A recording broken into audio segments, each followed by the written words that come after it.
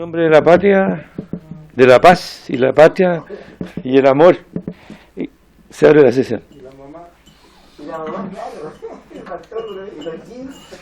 Me equivoqué. Los jeans que lavaba a diario. Diputado, estamos iniciando la sesión. De verdad que estamos ya Sí. en zona. Estamos en zona de...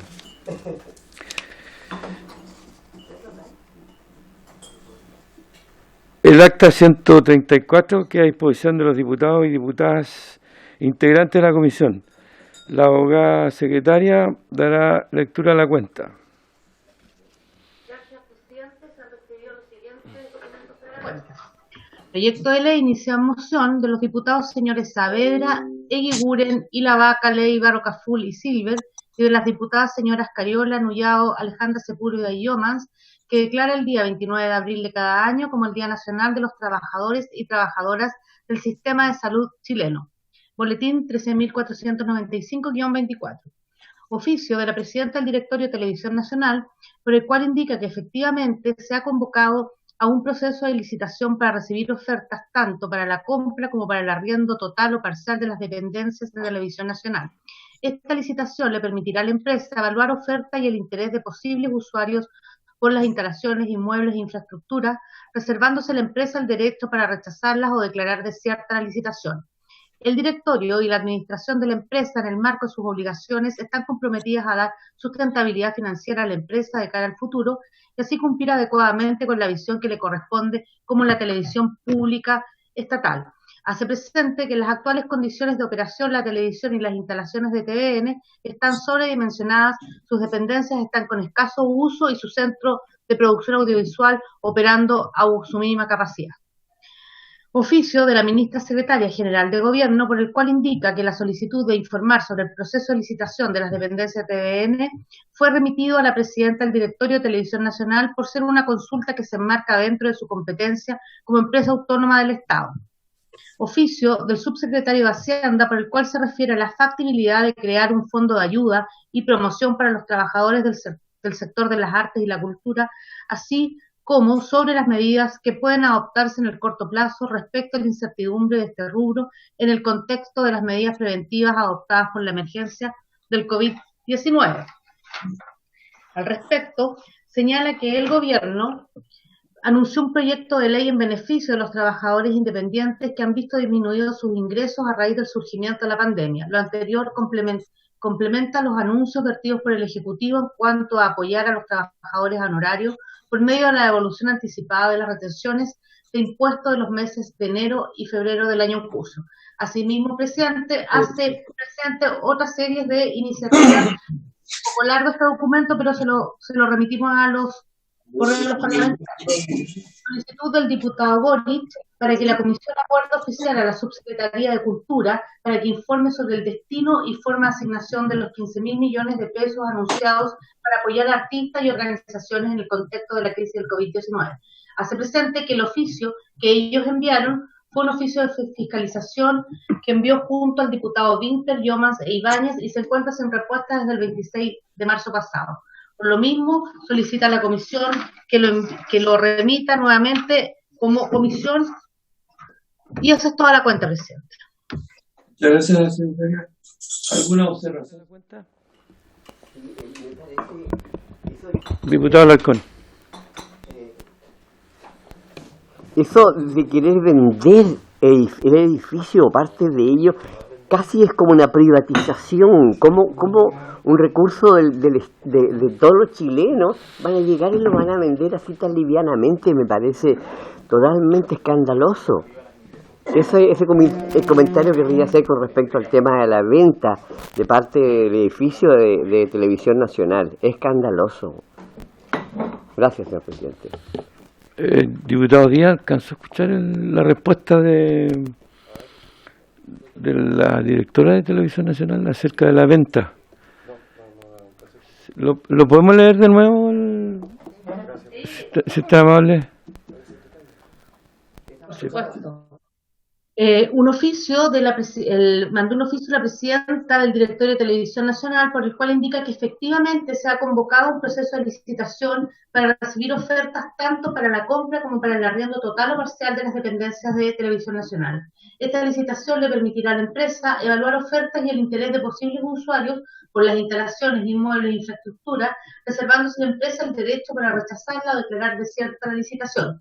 El directorio y la administración de la empresa, en el marco de sus obligaciones, están comprometidos a dar sustentabilidad financiera a la empresa de cara al futuro y así cumplir adecuadamente con la visión que corresponde como Televisión Pública de Chile.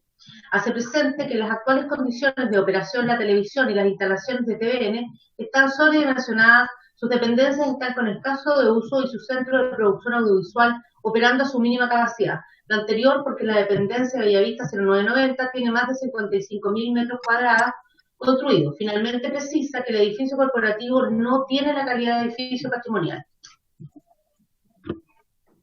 Diputado Díaz. Gracias, presidente. Gracias por pedir la lectura nuevamente del documento. Esto confirma lo que habíamos dicho, o sea, pero además confirma algo que yo voy a ser bien responsable porque aquí hubo una comisión investigadora. El otro día le escuché al diputado Cruzco que estos juicios bien livianos que dicen que no, que la culpa es de Solari. La gestión financiera de Televisión Nacional sigue siendo dramática. Yo no voy a decir que es culpa de esto, quiero decir que el mercado televisivo ha cambiado tanto que la situación es dramática. Pero el día en que hicimos la reiteración de este oficio habían despedido 40 personas. Días después despidieron 70 personas más. Yo no sé si corresponde hacerlo por esta vía, pero quiero pedirle a la comisión que acuerde oficiar, tiene un nombre, bajo el apercibimiento que establece la ley, a la Contraloría General de la República, a la Contraloría General de la República para que aperciba a la ministra, bajo la norma de sanción pecuniaria, una multa, por no responder los oficios de esta comisión respecto de este tema. Porque mientras todo esto ocurre, Televisión Nacional sigue con números rojos, siguen contratando ejecutivos que luego despiden, con ejecutivos con sueldos bastante significativos, y siguen despidiendo trabajadores. Y la presidenta del directorio sigue sin hacerse presente. Y a mí lo que me dicen las organizaciones sindicales, y lo voy a decir porque quiero que quede en acta, es que tienen la peor opinión de la gestión de este directorio y de la gestión de la dirección ejecutiva de Televisión Nacional. La peor opinión. Por su insensibilidad, su falta de empatía, su falta de diálogo, su falta de transparencia. Entonces, como la ministra no contesta, y el otro día llamó para preguntar qué oficio le habíamos mandado de su gabinete, claramente hay un problema en el gabinete de la ministra, que no le pasan la información, o la ministra se desentiende de una parte de su responsabilidad, que es la vinculación que tiene que tener con Televisión Nacional, y mientras todo esto ocurre, el canal estatal empieza a languidecer de manera definitiva por culpa de una mala gestión. Gracias, presidente. Gracias, diputado Díaz. Yo comparto su preocupación y su oficio. Diputado Celi.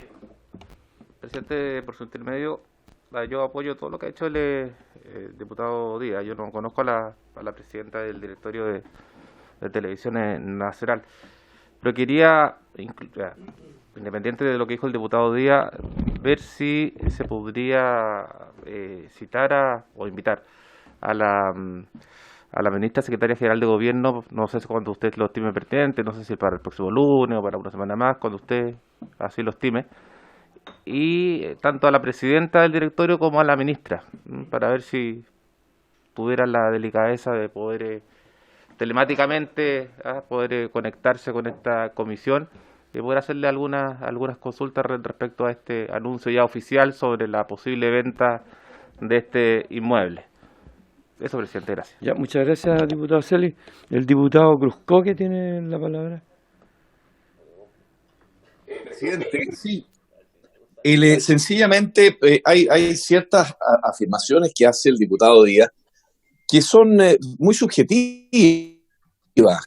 Que alguien diga que el directorio lo está haciendo mal, siendo que todos sabemos que es un directorio que está compuesto con personas de muy distintas sensibilidades, ¿verdad? Y señalar que la directora ejecutiva, sobre la base de un comentario X, que es una persona que fue directora durante muchos años, es una persona que se ha especializado también en hacer trabajo al interior de empresas, y lo que está sucediendo con Televisión Nacional da cuenta básicamente de la mala administración, y esto se vio en la comisión investigadora, que hubo a partir de la gestión de Ricardo Solari. Entonces, yo no entiendo hoy día por qué nos sorprendemos de que esté el edificio en licitación, cuando es un edificio que apenas funciona, que está vacío en buena parte de su estructura, y obviamente que si no se generan ese tipo de medidas para salvar Televisión Nacional, vamos a tener otra ley extraordinaria para pedir plata para Televisión Nacional, y este Congreso se la va a negar. Entonces, lo que sería importante es ir al fondo del asunto. ¿Cuándo nos metemos en la reforma a la Ley Orgánica de Televisión Nacional? Y ahí creo que tenemos un punto de coincidencia con el diputado Díaz, ¿verdad? En que hay proyectos en donde pues, nosotros podríamos generar las condiciones para que Televisión Nacional no siga en esta debacle. Y coincido en que hay que citar tanto al directorio, que fue citado una vez, según la información que yo manejo y la que pudo entregar también la Secretaría, y no muchas veces sin contestar los oficios, y que pueda venir también la ministra secretaria general de Gobierno y empezar de una vez por todas este debate, que es un debate fundamental para la supervivencia de Televisión Nacional. Gracias, diputado. Cruzcoque, ¿hay alguna otra palabra pedida? No alcanzo a ver Marcelo. Gracias, presidente. Mire, yo quiero pedirle a la Secretaría que consiga copia del informe de la Comisión Investigadora de TVN, porque el diputado Cruzcoque ha dicho 2 veces, la sesión anterior y esta, que la culpa es del directorio, y la verdad es que el informe concluye una cosa distinta, y eso es lo que está ahí, pero yo no voy a entrar en esa discusión, pero para que todos sepan lo que el informe dice, mejor que todos reciban el informe de la Comisión Investigadora. Ahora, haciendo analogía a su argumento, él dice que la culpa es del presidente del directorio de la época. Bueno, entonces hoy día la culpa es la presidenta del directorio. Yo creo que es bueno que el diputado Cruzcoque sepa que a la ministra Cecilia Pérez, mientras era ministra secretaria general del Gobierno, se le invitó 3 veces a esta comisión, consta en acta. A la ministra Velar 3 veces, consta en acta. Consta en acta, es decir, de este gobierno, 6 invitaciones a la ministra secretaria general del Gobierno no han sido atendidas. Aquí hay negligencia del gobierno o quizá voluntad de dejar caer Televisión Nacional, de liquidarla, como lo hicieron con La Nación en el periodo anterior, porque no le gustan los medios públicos. Yo estoy de acuerdo con lo que dice el diputado Cruzcoque, que el problema es la reforma de fondo, pero él lo sabe muy bien. Yo incluso le entregué a la comisión un proyecto, un anteproyecto, que se lo entregamos a la ministra Carla Rubilar y a la señora Oligui del directorio en La Moneda. Pero el gobierno no ha dicho nada y es el único que puede presentar ese proyecto de ley. Entonces, sí, yo me hago eco de lo que dicen los trabajadores y trabajadoras de Televisión Nacional. La gestión de esta dirección ejecutiva y de esta presidenta del directorio, haciendo analogía a lo que dice el diputado Cruzcoque, es una dirección que está destruyendo lo que queda de Televisión Nacional y que además ha demostrado falta de empatía y falta de diálogo con los trabajadores y falta de diálogo con la Cámara de Diputados. Así que eso es muy grave, incluida la autoridad máxima que estaba vinculada al caso, que es la ministra secretaria general de Gobierno, que en 6 ocasiones no ha concurrido a las invitaciones que le ha formulado esta comisión. Diputado Bertún. Gracias, presidente. En verdad, dada la crisis que tiene Televisión Nacional, no sé si nos corresponde a nosotros, si se dice que es una empresa que es del Estado, autónoma por supuesto, si nosotros podemos tener resultados económicos. ¿Cuándo se empezó la deuda? Porque es muy fácil cuando uno está sano que le presten plata. Entonces con esas plata yo compro edificios, compro instrumentos, compro todo, y después cuando estoy con problemas no puedo pagar y empiezan los dramas. Entonces, para poder seguir hablando del tema, qué es lo que hay que hacer con Televisión Nacional, es decir, cuáles son sus activos, cuáles son sus pasivos y cuál es su deuda general que tiene para poder, ¿no es cierto?, pagar. Porque mientras está en el Estado y el Estado no le pone más plata, porque ya no le está poniendo más plata, indudablemente que va a caer por su propio peso. No es porque el gerente, porque no pueden más.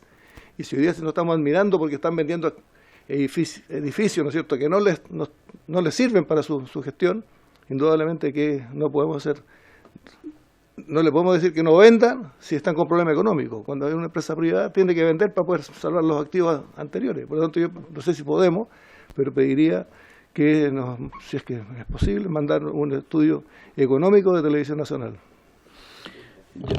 Diputado Díaz, quería preguntarle yo, en ese informe aparecen datos, ya todo ese informe, entonces veamos el informe de la comisión investigadora que dice que están todos esos datos. Entonces acordamos pedir el informe de la comisión investigadora,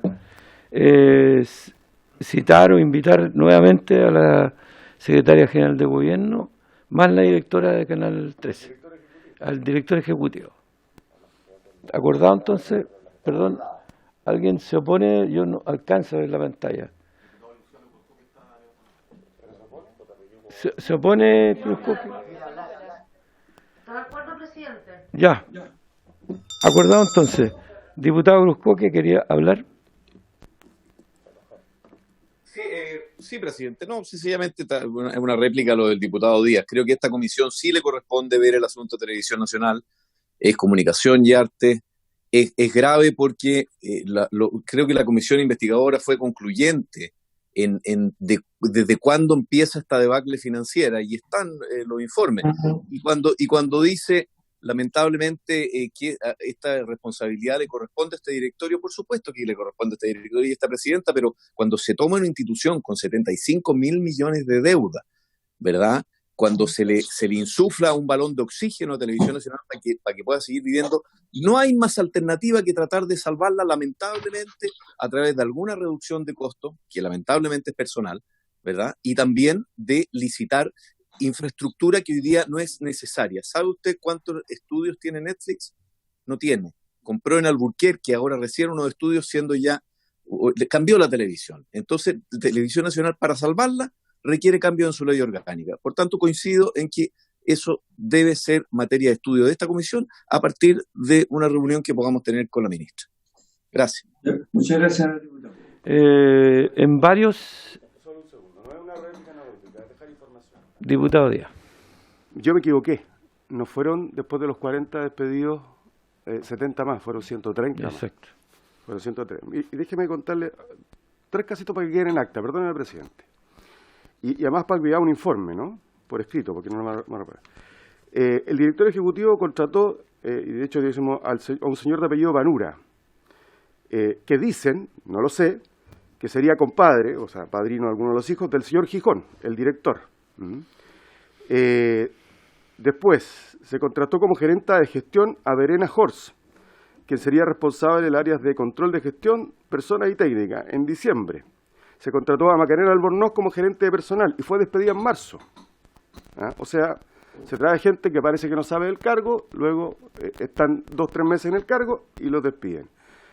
La semana pasada, estoy refiriendo a la antepasada, se desvincularon a 2 trabajadores que por ley que estaban por ley de inclusión, 2 personas no videntes. Tuvieron que echar marcha atrás porque se trataba de un error. Esta es la gestión que tenemos en Televisión Nacional. Después, y esto ha pasado en reiteradas ocasiones, o sea, el caso de la señora Albornoz, que insisto, fue gerente, contratada en diciembre, despedida en marzo. O sea, ¿qué política de reclutamiento de ejecutivos tiene Televisión Nacional que contrata a alguien y lo echa a los pocos meses? Aquí tiene información del caos de... Bueno, ese día fueron despedidos 71 trabajadores en regiones, sumados a los 130 de la semana pasada, porque lo que ocurre es que no hay un proyecto de televisión pública. Exacto. Entonces lo que tenemos es una gestión que liquida TVN. Esa es la realidad. Gracias. Y por eso es que el proyecto no ha ingresado al Congreso, porque parece que al gobierno le interesa que TVN se muera. Sí, diputado Arturo. No se preocupe. No puede contradecir al diputado, que tiene todo el derecho, igual que yo, a hablar en esta comisión, pero echar la culpa hoy día a la administración actual, cuando el diputado Cruzcoque acaba de decir la cantidad de plata que debe Televisión Nacional, no es de esta administración. Entonces, si queremos hacer algo, de verdad tenemos que ser objetivos y no atacar a las personas que, porque son de gobierno contrario, puedan, ¿no es cierto?, solucionar problemas. Si no estamos conscientes de esa situación, indudablemente que no va a poder arreglar Televisión Nacional, aunque llegue, ¿no es cierto?, a Cargorta, porque también lo contrataron para salvar una situación y al final lo despidieron en pocos meses. Así funciona lamentablemente, pero seamos objetivos. Eso es lo que le pido. Perfecto. Por lo menos para nosotros los diputados. Muchas gracias. Por eso estamos pidiendo todos los informes y vamos a discutirlo en una sesión especial que vamos a citar para el tema. ¿Varios? ¿Hay alguien que tenga un varios? Yo quería hacer este varios. Lo que pretendemos es oficiar a la señora María Catalina Parot Donoso del Consejo Nacional de Televisión. Voy a evitar todos los antecedentes de esto, pero lo que queremos es saber primero que nos describan claramente qué significa pluralidad en las funciones que tiene el Consejo. Cómo se preocupa de que la pluralidad exista en el Consejo. Porque tenemos aquí datos de Canton Media, el rating de los programas de televisión ha aumentado el 14% durante la cuarentena. La participación de los alcaldes se ha incrementado desde el inicio de la crisis social y hoy son contenidos asegurados para los canales de televisión. Esta tendencia se sigue manteniendo. A partir del estudio elaborado por Conecta Media se puede observar un aumento considerable de la presencia de los alcaldes en el último mes de abril. Aquí está un monito con todos los datos. Se puede apreciar que la mayor preferencia de los canales de televisión la obtienen los ediles vinculados al oficialismo. En la ley 18.838, que crea el Consejo Nacional de Televisión, señala en su artículo primero que su misión será velar por el correcto funcionamiento de todos los servicios de televisión que operan u operen en el futuro en el territorio nacional. Por correcto funcionamiento se entiende el permanente respeto a aspectos como la democracia, la paz, el pluralismo y otros. En este artículo señala que se entenderá por pluralismo el respeto a la diversidad social, cultural, étnica, política, religiosa, de género, de orientación sexual e identidad de género, siendo deber de los concesionarios y permisionarios de servicios de televisión regulado por esta ley la observancia de estos principios. A partir de lo anteriormente expuesto y con el fin de comprender la presencia de los alcaldes en los programas de televisión abierta y si se cumple con el resguardo de la pluralidad contenido en la ley 18.838, solicito lo siguiente: número de apariciones por alcalde en cada canal de televisión por franja horaria, desde la declaración del estado de excepción constitucional. Protocolo normativa del CNTV que norma el resguardo de la pluralidad y los indicadores con que se mide. Eso queríamos pedirles si lo pueden oficiar junto con nosotros. ¿Sí? Dígame, diputado Bartolo. Sí, pero también podríamos pedir la presencia de los parlamentarios en la televisión en general, porque son unos cuantos que siempre están en la televisión y el resto prácticamente no aparecen en ninguna parte. Entonces también podríamos pedir, si pedimos a los alcaldes, cuánto fue la participación de los senadores y los diputados en general para tener una información. Me parece bien agregar a los alcaldes, o sea, a los parlamentarios también. Perfecto, ¿estamos de acuerdo entonces? ¿Aprobamos enviarlo? Gracias. Préstame. Ahí está, se lo dejo, sí, necesito esto para poder seguir. Sí, claro, adelante. Presidente, más allá que las respuestas son más o menos obvias, cuando usted hace esa consulta, ¿también se refiere a los noticiarios? ¿También? Me refiero a la televisión completa, en general, al sí. canal, a los canales abiertos. Exacto. A todo, ya. A todo. A las noticias, a los matinales. Sí. Ah, perfecto. Oye, ya, me parece que la respuesta es más o menos obvia, digamos. Pero está bien, ok, gracias. Entonces, la sesión tiene por objeto continuar con el estudio de la implementación de las medidas de apoyo para el rubro de la cultura durante la emergencia sanitaria del COVID-19, elaboradas por el Ministerio de las Culturas, las Artes y el Patrimonio, y la redistribución presupuestaria de sus programas, y el potencial recorte presupuestario mandatado por la Dirección de Presupuesto. Participan en la sesión, en representación de la Ministra de las Culturas, las Artes y el Patrimonio, el Subsecretario de las Culturas y las Artes, don Juan Carlos Silva, al que le damos la bienvenida. En representación del Ministerio de Hacienda, el Subsecretario, señor Francisco Moreno, que también lo recibimos alegremente. La directora regional del teatro, la directora del Teatro Regional de Biobío, Francisca Peró. El director del Museo de Arte Precolombino, señor Carlos Aldunate.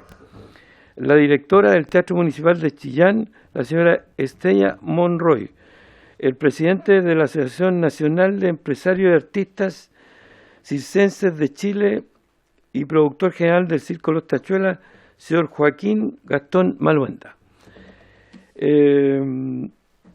Dándole la bienvenida, quisiéramos empezar igual que siempre con los invitados que pusieran para que al final pudiera el subsecretario Silva pudiera responder las consultas también que tienen el mundo de las artes, las culturas y el patrimonio.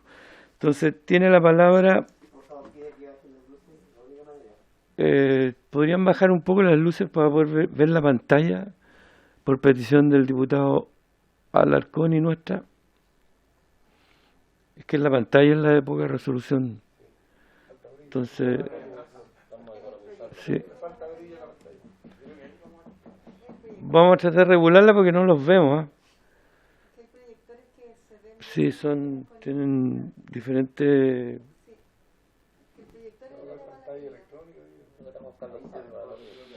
Ahí mejoró un poco más.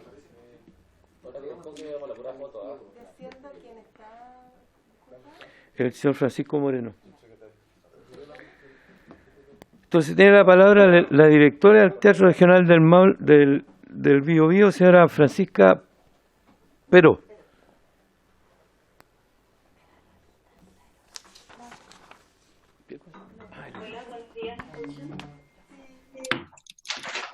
Muchas gracias por la invitación, el presidente de la comisión. Saludo a las diputadas, diputados. Veo también a varios colegas con los que trabajamos y nos conocemos. Saludo a los secretarios. Muchas gracias por recibirnos. Algunos de nosotros claramente ya nos hemos visto, tanto por el trabajo sectorial que realizamos y también nos conocemos porque hemos tenido que enfrentar en 2 años consecutivos posibles recortes al financiamiento de nuestras instituciones. Como directora del Teatro Biobío, que ha sido recientemente inaugurado hace 2 años, tuvimos la oportunidad de trabajar en red para enfrentar esa situación que nos amenazó hace 2 años, junto a Balmaceda Arte Joven, Museo Violeta Parra, Festival Santiago Mil, Museo Precolombino, Matucana 100 y nosotros Teatro Biobío. Tuvimos que trabajar fuertemente para evitar que se debilitara nuestro sector. Nos preocupa hoy día que incluso en momentos donde no había una crisis económica como la que naturalmente estamos enfrentando ahora en esta situación de la pandemia, se haya buscado recortar presupuestos desde nuestro Ministerio de la Cultura, además que la partida del presupuesto de la Nación del Ministerio ni siquiera llega al 0,5% del presupuesto de la Nación, situación que hemos presentado también y que nos preocupa que no lleguemos ni siquiera al 1%. Nosotros trabajamos en un sector, somos todos trabajadores de las artes y las culturas, pertenecemos a instituciones que colaboramos con una misión pública del Estado de Chile. Sabemos también que no solo nos afectamos las instituciones, sino que también los artistas y los trabajadores que difícilmente han podido calzar en las medidas económicas que ha elaborado el gobierno para poder enfrentar esta situación. Por eso es que queremos que se entienda que nuestro sector tiene particularidades para las cuales los ministerios aquí presentes, representados por sus secretarios, nos pueden ayudar mucho a enfrentar esta pandemia sin correr el riesgo de irnos a cero, ¿no?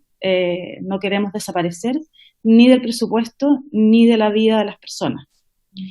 Hay diversas instituciones, orquestas, museos y otras que son colaboradoras del Estado y que formamos parte de este ecosistema cultural, donde trabajan técnicos, servicios, artistas y donde también beneficiamos a un sector económico como es el turismo, la hotelería, los restaurantes. Se activan las ciudades con los teatros, se activan las ciudades con los espacios culturales.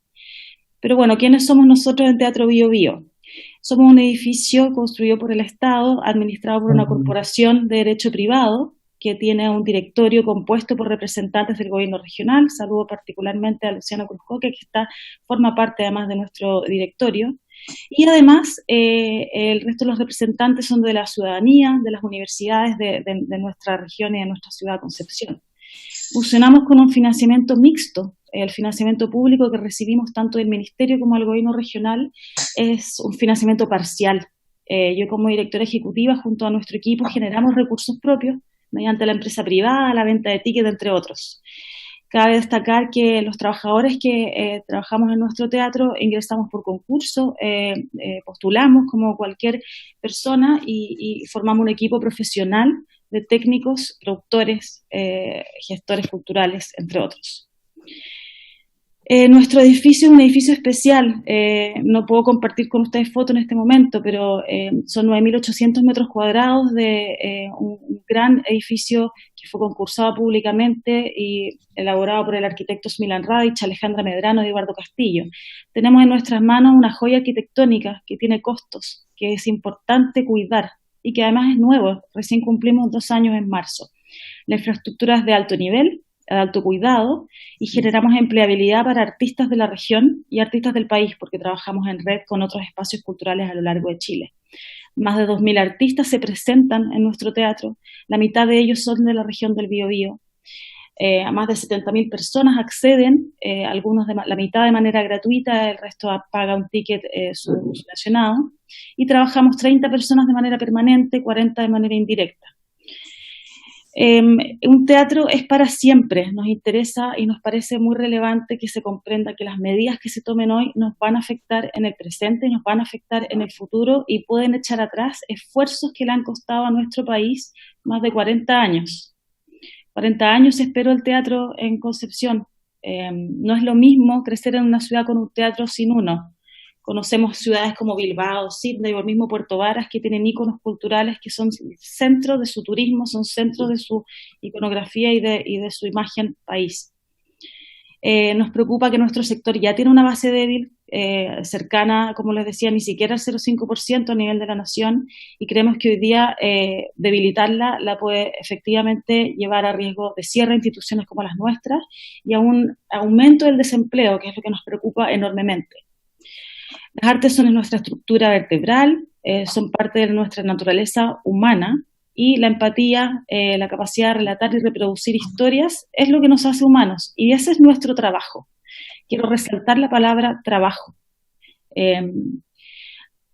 Ayer escuchaba la canción de Jorge González, sabes que vuelvo a tener fe y empiezo a sanar, sabes que vuelvo a tener fe y empiezo a cantar.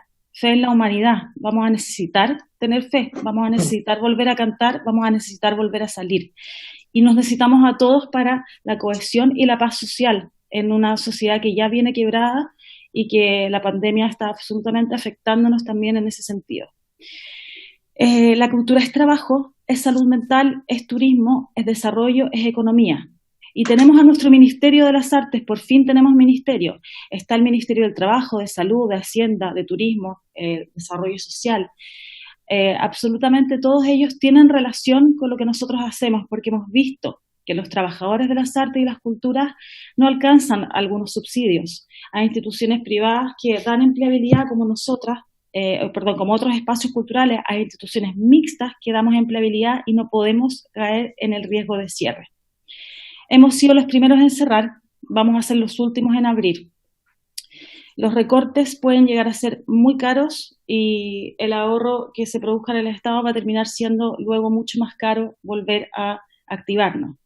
Hoy día, de manera concreta, queremos solicitar a las autoridades que no hayan recortes en este año 2020 para ninguna de las instituciones culturales que colaboramos con el Estado. Es particularmente necesario que tampoco hayan recortes el 2021. Nosotros ya estamos generando un déficit en los ingresos propios que bordean entre el 10 y el 40% del presupuesto total. En nuestro caso, el Teatro Biobío, el 30% es generación de recurso propio. Ese 30% también lo invertimos en el cuidado del edificio, que es del Estado, por supuesto, y en el cuidado de los trabajadores. Y queremos también destrabar ciertas burocracias que hoy día, por los convenios que tenemos con el Ministerio de las Artes, requerimos que se solucionen para poder adaptar las metas comprometidas a nuestra labor a las formas actuales de trabajo que se caracterizan principalmente, por supuesto, por actividades culturales digitales a distancia. Tenemos un enorme desafío y queremos hacerlo junto a todos y todas ustedes. Muchas gracias. Muy amable, doña Francisca. Vamos a acumular las preguntas para el final de la... Quisiera darle la palabra al presidente de la Asociación General de Empresarios y Artistas circenses y productor general del Circo de los Tachuelas, el señor Joaquín Gastón Maluenda. Tiene la palabra don Joaquín. Buenos días, muchas gracias por invitarme. Para mí es un orgullo estar en esta comisión de cultura a la cual yo pertenezco por ser cultura popular, en una historia que en Chile abarca 200 años de antigüedad. Señores diputados, parece increíble que el circo ha sobrevivido 200 años a fuerza y ñeque, sin ayuda foránea de ninguna persona ni entidad pública. El circo está constituido en Chile por grandes núcleos familiares, donde el papá o el hermano mayor hace jefe de grupo y para la ley es empresario. Pero empresarios son todos los artistas que componen el circo que vive al día a día. Y gracias a un gran esfuerzo que hemos hecho a través de los tiempos, hoy tenemos hermosas carpas y erradicamos con nuestro propio esfuerzo el circo pobre y lo transformamos en el gran circo chileno. Pasar frente a una carpa de circo nacional hoy en la actualidad es como ver la primavera con flores floreciendo, donde se ve una gran infraestructura. Y al mirarla, detrás de eso está todo el esfuerzo mancomunado de una familia, donde trabajamos una gira completa un año para comprar una carpa, donde es especie cooperativa, donde trabajamos todo un año para adquirir un camión, y siempre con un trabajo tan aventurero. Somos 5.000 artistas, señor presidente, en Chile, 5.000 artistas del circo, y a través de 120 circos recorremos todo el país. Tenemos 2 leyes que nos amparan y que queremos en algún momento tenga alguna reforma, la ley 20.216, que es de fomento y protección al circo chileno, y el cual siempre quedó con muchos vacíos, que en muchos municipios nos han hecho prácticamente seguir con las mismas carencias, con la misma carencia de toda esta historia de circo. Hay una ordenanza única en cada municipio. Nosotros trabajamos en Santiago y nos vamos al Paraíso, hay que cambiar toda la reglamentación porque son diferentes ordenanzas. Nosotros soñamos con que la ley del circo se reforme y poner prácticamente que tengamos una ordenanza única para todo el país. Soñamos con que la ley 20.216 sea del circo tradicional. Yo represento al circo tradicional, señor presidente. Trabajamos 7 años por conseguir la ley y después que la conseguimos, la disfrutaron gente que no pertenece al circo tradicional, que con todo respeto se merece lo que hacen, pero nosotros luchamos para una ley para esa gente que lleva haciendo circo, partiendo arriba de los camiones los artistas, sujetando la carpa cuando viene el viento, cuando no entra nada de público, soportar estoicamente las malas temporadas. Ese es el circo que queremos nosotros defender, porque no recibimos ayuda foránea de ninguna parte. Hoy nos sentimos muy contentos de que por vez primera el Ministerio de la Cultura nos está tomando en cuenta. Hemos siempre sido marginados y hemos sido los parientes pobres de las demás manifestaciones del espectáculo. En este momento dice hay un problema donde están todas las artes paradas y nombran hasta el señor que corre una cortina y jamás se acuerdan del circo, que llega a todos los rincones de nuestro país, señor presidente. Si sacamos una cuenta, el circo es el espectáculo de mayor convocatoria en nuestro país. 100 circos a través del país, sacando en término medio, así calculando 300 personas por semana en un circo. Imagínense, hacemos 30.000 personas a la semana, 120.000 personas mensuales. Eso es lo que llega el circo a la región austral, al norte, a todo el país. O sea, nos merecemos nosotros, los heroicos trabajadores del circo, tener una buena atención. En el Ministerio de la Cultura hoy nos integraron y yo creo que estamos muy felices por eso, porque cada vez que nos tomaban en cuenta era porque teníamos que ponerlo en la arte escénica, en arte circense, y nosotros no somos arte escénica ni arte circense, señor presidente. Somos circo tradicional, donde yo soy el abuelo y trabajo con mi nieto en la pista, donde aquí está toda la familia constituida para hacer un gran circo. Hoy en este momento la señora ministra Consuelo Valdés, que le tiene mucho cariño al circo, ella nos ha hecho en este momento intervenir para que estemos en la mesa de trabajo. Cuando salió la gran noticia de los 15.000 millones que habían para las artes, nosotros empezamos a luchar para que fuéramos tomados en cuenta. Jamás hemos sido tomados en cuenta. Acabamos de terminar en un congreso que invitamos a todos los países de Sudamérica y lo hicimos en el Teatro Caupolicán, con un costo de más de 200 millones de pesos que conseguimos todo gratis. Caupolicán gratis, publicidad gratis, hoteles gratis, comida gratis, y Cultura nos cooperó con 7 millones de pesos, ridículamente, porque fueron unos hoteles que nos dieron para los artistas extranjeros que venían a este congreso. Hoy este congreso está recorriendo América. Este año se hizo el año pasado en Brasil y este año vamos a México. Y ese congreso es nuestro. Hemos hecho una gran labor, señor presidente. El circo siempre está, en las buenas, en las malas, con lluvia, con viento, con tsunami, con terremoto. Nunca hemos pedido nada. Siempre estamos poniendo el circo a disposición de. Llenamos nuestros circos cuando hay inundaciones con niños gratis. Nosotros cooperamos con todas las instituciones que nos vienen a pedir. Hoy estamos en las malas, señor presidente. Hoy estamos en la necesidad. Es una vergüenza que trapecistas que vienen llegando del extranjero, que hacen 3 vueltas que son a nivel mundial, hoy, señor presidente, andan vendiendo manzanas confitadas y palomas en los pueblos que quedamos. Quedaron varados, no sé si la palabra es exacta, a través de todo el país, 108 circos. 1.650 personas están en diferentes ciudades. Yo creo que llegó el momento que nosotros toquemos la puerta y apelemos al criterio y a la conciencia de las autoridades, porque el circo se merece un lugar, un sitial donde ha hecho mucho trabajo por ello.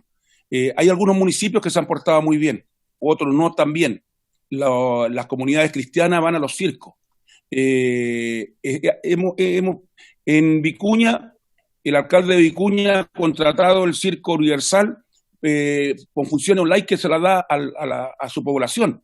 O sea, yo creo que nosotros necesitamos que el Ministerio de la Cultura destine fondos especiales para el circo tradicional chileno. Ese circo que no sabemos cómo va a ser el día 1, cuando tengamos que salir, cuando tengamos que hacer un circo seguro, que no sé cómo lo vamos a hacer. Todavía estamos todos planificando a través de la asociación gremial y a través de nuestro sindicato circense, la manera cuando esto vuelva todo a comenzar de nuevo.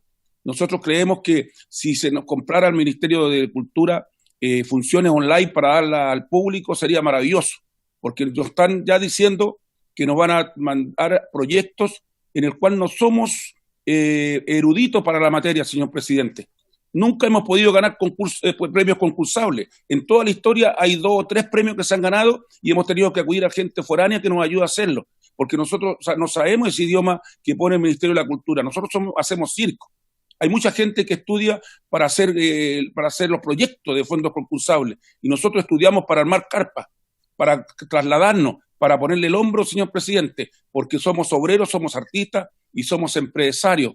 Entonces sería ideal que los brasileros están siendo financiados por un autocirco donde arman la carpa y los autos entran y dan la función, y los autos con la familia adentro del auto, y le está dando muchos resultados. Nosotros, con todo respeto, señor presidente, me gustaría que la comisión nos atendiera para todo lo que podamos arreglar el funcionamiento del circo, porque queremos una mejor calidad para nuestros hijos. Nosotros hemos hecho un circo en camarines, esos camarines que se llovían, que cuando llovía había que poner un nylon para que no se mojaran los niños del circo.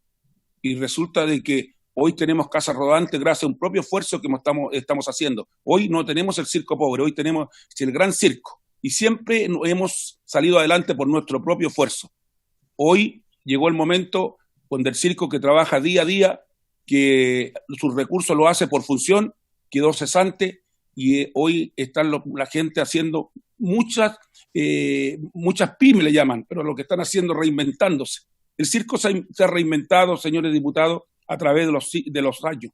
Hemos cambiado el circo, cambiamos la infraestructura, erradicamos los animales cuando teníamos que erradicarlos, los reinventamos para que el circo siga existiendo. Yo creo que estamos pasando un momento muy dramático, pero el circo no va a morir. porque si bien es cierto, la gran mayoría sale a las calles a vender manzanas confitadas, palomas, algodones, hay algunos que están trabajando en la leña por el lado de Curanilagüe, hay otros que están trabajando, vendiendo, están en las radios de locutores, pero todos están ensayando, señor presidente, para que vuelva el día, porque el circo, mientras existan niños, será eterno, y esperamos que la autoridad, una vez por todas, no nos considere como cultura, porque somos por ley patrimonio de la cultura chilena.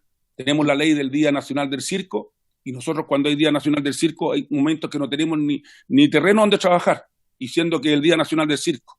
Y hay compañías externas que están contratadas por los diferentes municipios para presentar su espectáculo. Por eso que yo creo que es necesario, urgente, haber una reforma en la ley 20.216, y yo apelo a ustedes, a muchos que son artistas, que saben la problemática del artista, que lo que pasamos, y el circo es la primera vez que está poniéndose en sociedad, es la primera vez que nos abre la puerta, y es la primera vez que nos sentimos tomados en cuenta, como en esta oportunidad que me están dando para que yo exponga, que hay mucho que exponer. Ojalá que el circo no lo dejen de lado, ojalá que al circo no nos hagan hacer proyectos que nunca han dado resultado, porque no estamos preparados para eso. La gran mayoría del circense, señor presidente, tenemos educación media, no tenemos una gran educación, porque no hemos dedicado más a trabajar. Hoy, gracias a Dios, la educación del circense se hace a través de los pueblos, donde los niños estudian en cada pueblo, y después llegan a Santiago, y ahí dan las clases, los exámenes finales. Hemos hecho un gran papel en la cultura de nuestro país. Somos cultura chilena, somos cultura popular, y hoy, con todo el dolor de mi corazón, estoy hablando cuando ya estoy viendo las noticias que en septiembre se están cerrando las fondas. Imagínese, señor presidente, ¿qué nos espera? Cuando para nosotros septiembre es comenzar la temporada de fiestas patrias con el circo. Todos esperamos septiembre y no vamos a tener septiembre de fiestas patrias. Ojalá, que somos muy cristianos, que pensamos que esto se arregle en septiembre para que los 120 circos salgan a trabajar. Todas las personas, los empresarios circenses, señor presidente, somos los payasos, somos los trapecistas, somos los que día a día, por cada función, hacemos los presupuestos para poder sobrevivir. Le agradezco mucho que me hayan invitado a esta reunión, quedo en sus manos, y ojalá que el circo chileno logre el sitial que se merece. Ojalá que algún día tengamos un premio nacional de circo como se lo mereció el Tony Caluga, que por ser de payaso no se lo dieron. Ojalá que la gente de circo tenga el respeto que se merece por la heroica labor que ha hecho en 200 años. Muchas gracias, agradezco mucho por esta invitación. Muchas gracias, don Joaquín. Felices, a pesar de que el momento es malísimo, el tener la oportunidad de escucharlo y de conocer de su propia boca y de los circenses el trabajo que hacen. Muchas gracias.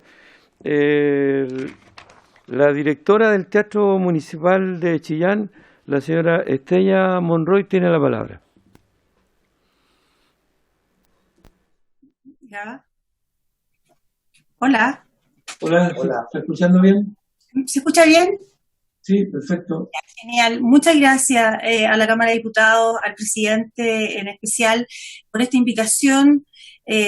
Para nosotros como Teatro Municipal de Chillán, que tenemos, a diferencia de mi colega Francisca, que esperaron 40 años, Chillán esperó 70 años para tener un teatro municipal terminado. Esta es tierra de artistas, es la tierra de Violeta, de Víctor Jara, de Claudio Rau, de grandes maestros de la cultura nacional.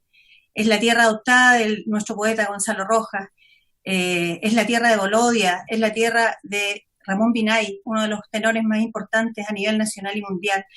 Estamos muy complicados, señor presidente. Nosotros dependemos como teatro de una subvención municipal a nivel de ministerio. No hemos postulado al POIC, pero no hemos obtenido los recursos, no hemos sido de las instituciones que se nos puede asignar presupuesto de manera directa.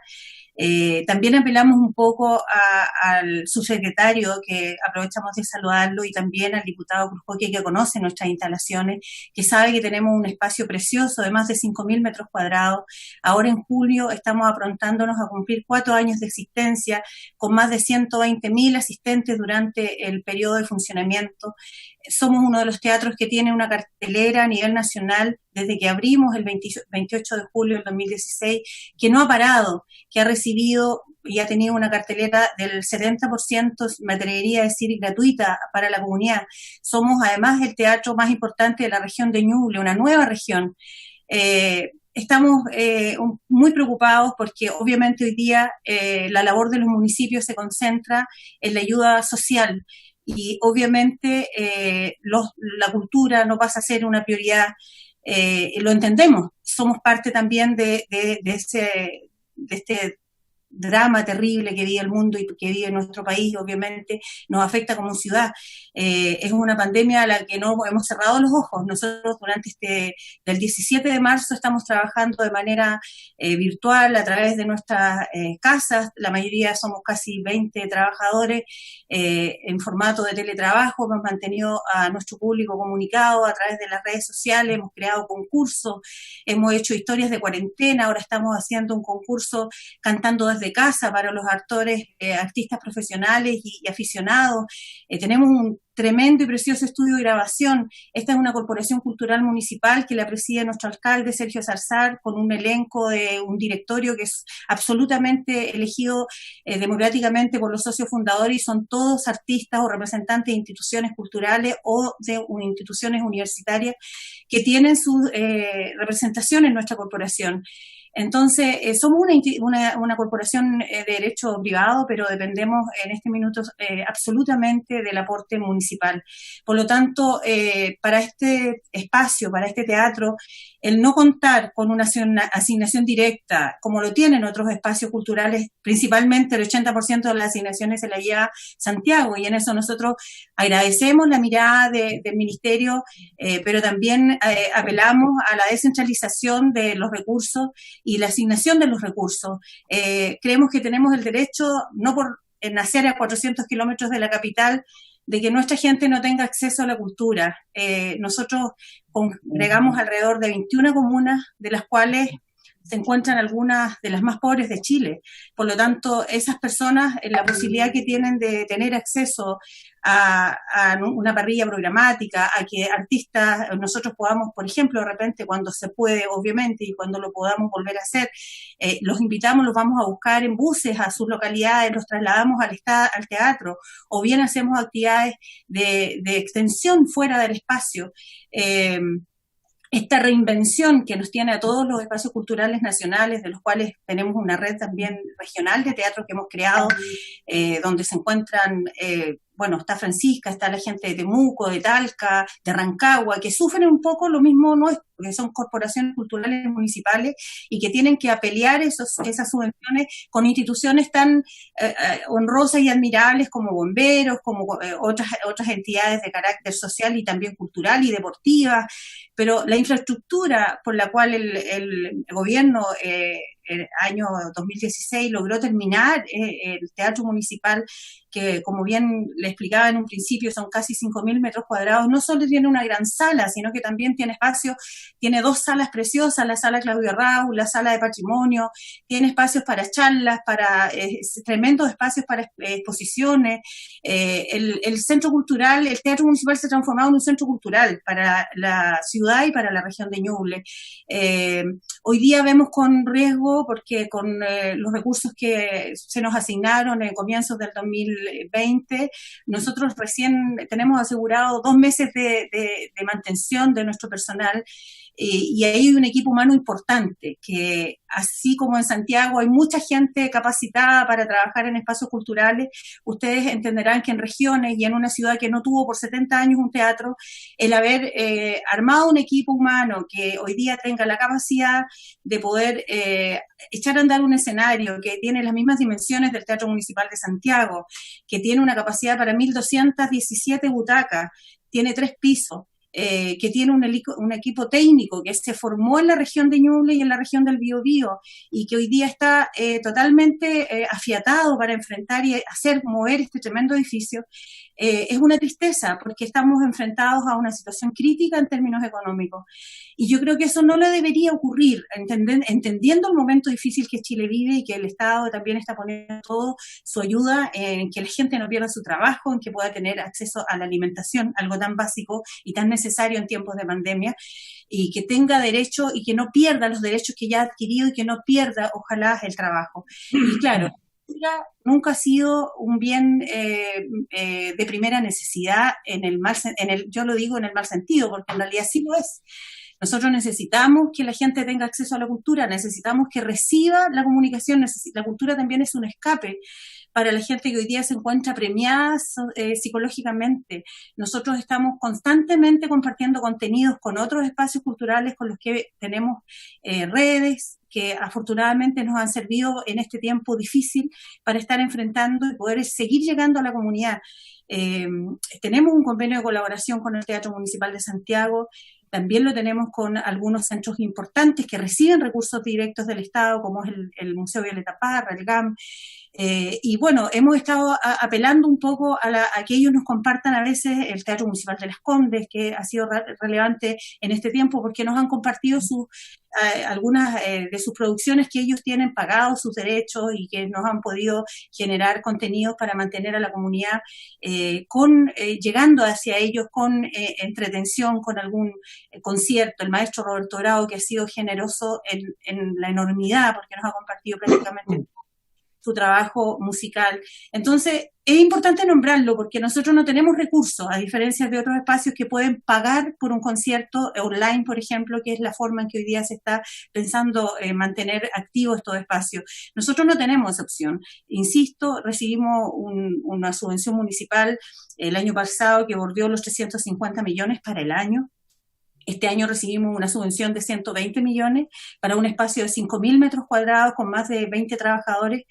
Entonces es una situación muy diferente a otros espacios. Nosotros, lo vuelvo a decir de manera cariñosa, pero también fuerte y firme, de que sentimos de que haber creado espacios con esta tremenda infraestructura y que hoy día corremos el riesgo debido a esta situación puntual de esta pandemia, ¿cierto? Y que tiene apremiado todo el sector cultural, de tener que cerrarlo sería horrible, sería terrible, sería además no estar cumpliendo una necesidad real que tiene el público en la región de Ñuble y la ciudad de Chillán, de mantener un espacio activo que sigue generando contenido y que no nos hemos quedado de brazos cruzados debido a esta pandemia. Hemos seguido trabajando, hemos seguido entregando un aliento a través de la figura de la cultura. Los diputados y diputadas que son artistas, Amaro, a nuestro querido Florcita Motúa, obviamente el diputado Cruzco, que entenderán lo que significa para los artistas en espacios más pequeños, en ciudades más pequeñas como la nuestra, cuando no tienen la opción de hacer un concierto, de recibir un pequeño honorario, lo que significa que se cierra un espacio como este, que además costó tanto, y gracias a la gestión que lideró la alcaldesa Arzar junto a un equipo de esta corporación, donde todos fueron activos agentes para poder lograr sacar adelante este tremendo desafío, que era tener un teatro municipal en condiciones y en dignidad para la gente y para los artistas. Yo agradezco al presidente esta invitación, habla de un sello de descentralización importante por el cual hemos luchado tantos años la gente de regiones. Creemos que estas instancias se deberían repetir más a menudo.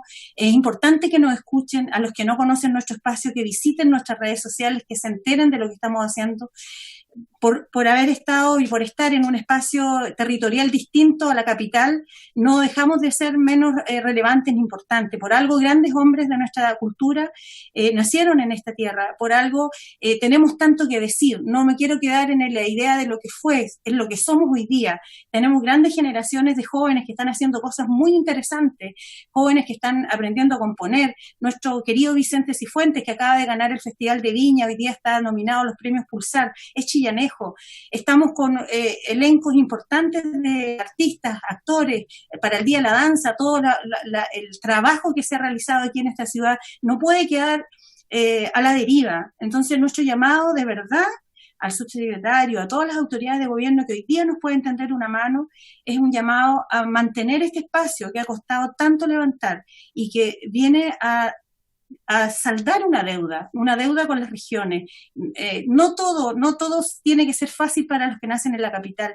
Todo Chile, que lamentablemente esta larga franja que nos impide a veces tener mayor cercanía, tenemos el mismo derecho creo que todas las personas, por solo ser chilenos, por solo nacer en este territorio, tienen que tener el acceso a la cultura. Y hoy día tener el riesgo de tener que cerrar este precioso teatro, dejar de lado trabajo que nos ha costado, ya estamos afrontándonos a cumplir recién 4 años, somos un teatro nuevo, por lo mismo somos un equipo nuevo y humano que está con todas las ganas de seguir trabajando. Quiero nuevamente agradecer al presidente su invitación. Espero que esto podamos volverlo a repetir. Tenemos muchas cosas que contarle. Tenemos una historia pequeña, pero llena de emociones y de también éxitos que es necesario que se sepan, ¿no? Así que agradezco a las autoridades, a los diputados, diputadas, y que ojalá nos puedan tirar un salvavidas que nos permita recomponernos mientras pasa este proceso difícil y poder volver a reencantarnos con la cultura presencial, que es tanto los artistas como la comunidad lo necesita. Muchas gracias, señor presidente. Tiene la palabra el director del teatro, perdón, el director del Museo Precolombino, don Carlos Aldunate. No sé si me escuchan. Sí, ¿Perdón?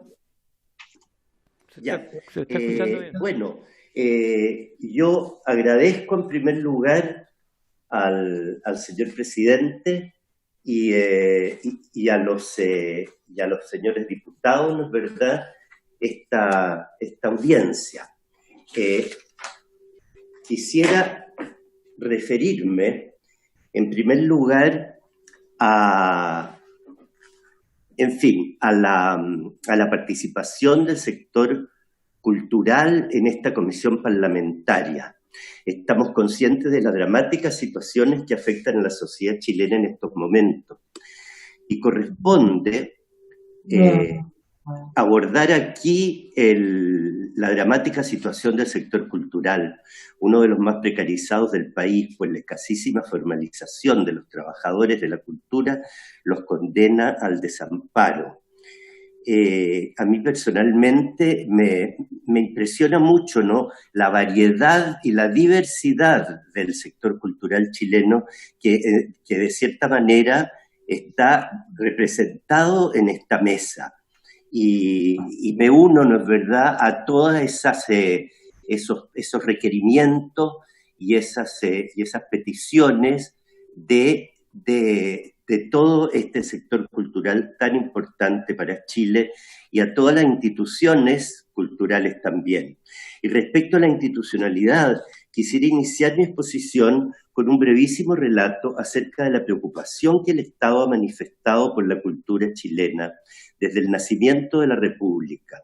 Efectivamente, apenas iniciada la República, ¿no?, se creó la Biblioteca Nacional, el Museo Nacional, la Universidad de Chile, incluso el Teatro Municipal, ¿no? Todo ello, ¿no es verdad?, con una activa participación del Estado para configurar una sociedad moderna, joven y con un carácter propio. Posteriormente vino la creación de IDIVAM y el Consejo de Monumentos Nacionales y se consagra una institucionalidad cultural del país que llega hasta el sistema complejo que es hoy, con un misterio de las culturas y del patrimonio y una variedad de instituciones, fundaciones, corporaciones, entre que quisiera destacar a aquellas que el Estado ha declarado instituciones colaboradoras del Estado en el sistema cultural. Estas instituciones colaboradoras, con una vocación pública y sin fines de lucro y un manejo privado, han sido apoyadas por el Estado, aportando cuotas que financian solamente una parte de sus gastos de operación, apostando a que su calidad de corporaciones y fundaciones tienen músculos más ágiles que el Estado para la gestión y opciones para conseguir financiamiento de los sectores privados, regionales, municipales. Las instituciones colaboradoras del Estado, de esta manera, han formado una base que contiene a todas las facetas de la cultura, arte clásico y popular, dedicación a juventud y adultos, establecidas en capital y en regiones, y cubre a todo el espectro social, culturas indígenas, educación, difusión, etc. Quizá uno de los aportes más relevantes de estas instituciones es la empleabilidad de los trabajadores de la cultura contratados formalmente por estas instituciones para participar en ellos. A continuación referiré someramente también a lo que afecta especialmente al Museo Chileno de Arte Precolombino, que es una de estas instituciones precisamente. Me gustaría señalar primero que todos los fondos que recauda el museo por concepto de entradas, arriendo de espacios e ingresos menores se emplean en el financiamiento de casi un 40% de sus gastos operacionales. Para el resto, se cuenta con aportes del Ministerio de la Cultura y de la Ilustre Municipalidad de Santiago. Con esto se financian los gastos ordinarios, ¿no? Gastos de operación o basales. El cierre del museo, sin embargo, nos ha privado de estos fondos, de los fondos de este casi 40% a que me refería para los gastos basales que recaudamos con fondos propios, con lo que se arriesga la continuidad de la institución, pues aunque se abra el museo, los turistas extranjeros que forman la base de la recaudación no volverán a acudir durante mucho tiempo. Creemos que pasarán al menos 18 meses antes que se recupere el turismo, ¿no? Afectando aquí también a todo el sector turístico del país. Mucho peor sería el escenario si el ministerio o la municipalidad no aportaran lo que se convino para este año. ¿Y para qué decir si no se nos aporta o si se nos reducen las asignaciones para el próximo año 2021? Nos preocupa sobremanera la situación de nuestro equipo especializado, ¿no? Al cual ni siquiera podemos apoyar con la Ley de Protección del Trabajo, pues el artículo 22 de dicha ley excluye a las instituciones que reciben aportes del Estado de acudir a sus beneficios. Sería un aporte para las instituciones culturales sin fin de lucro que se abriera esta ley a beneficiarlos mediante una modificación legislativa. Yo sé que esta ley está en vísperas de una nueva modificación, y yo le ruego a los señores diputados que consideren esta situación, porque es la única manera de mantener a nuestros equipos.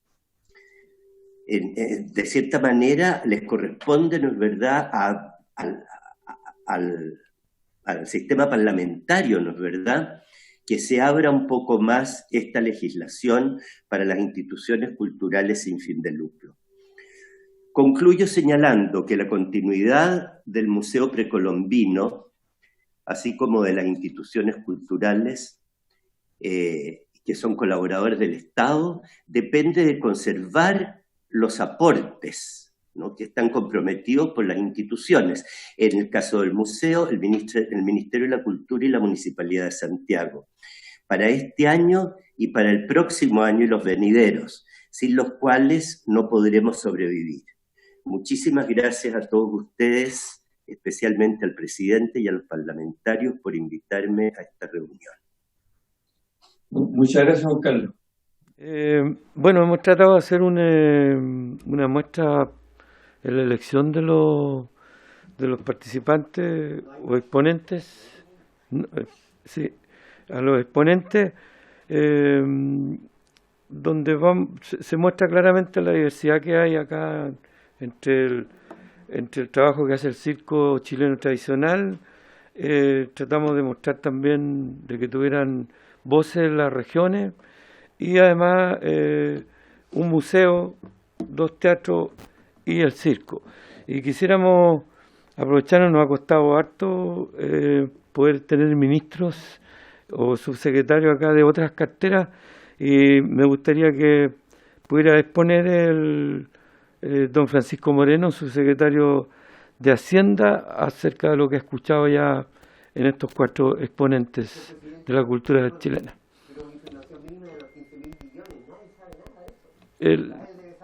Lo están preguntando. Don Francisco Moreno tiene la palabra.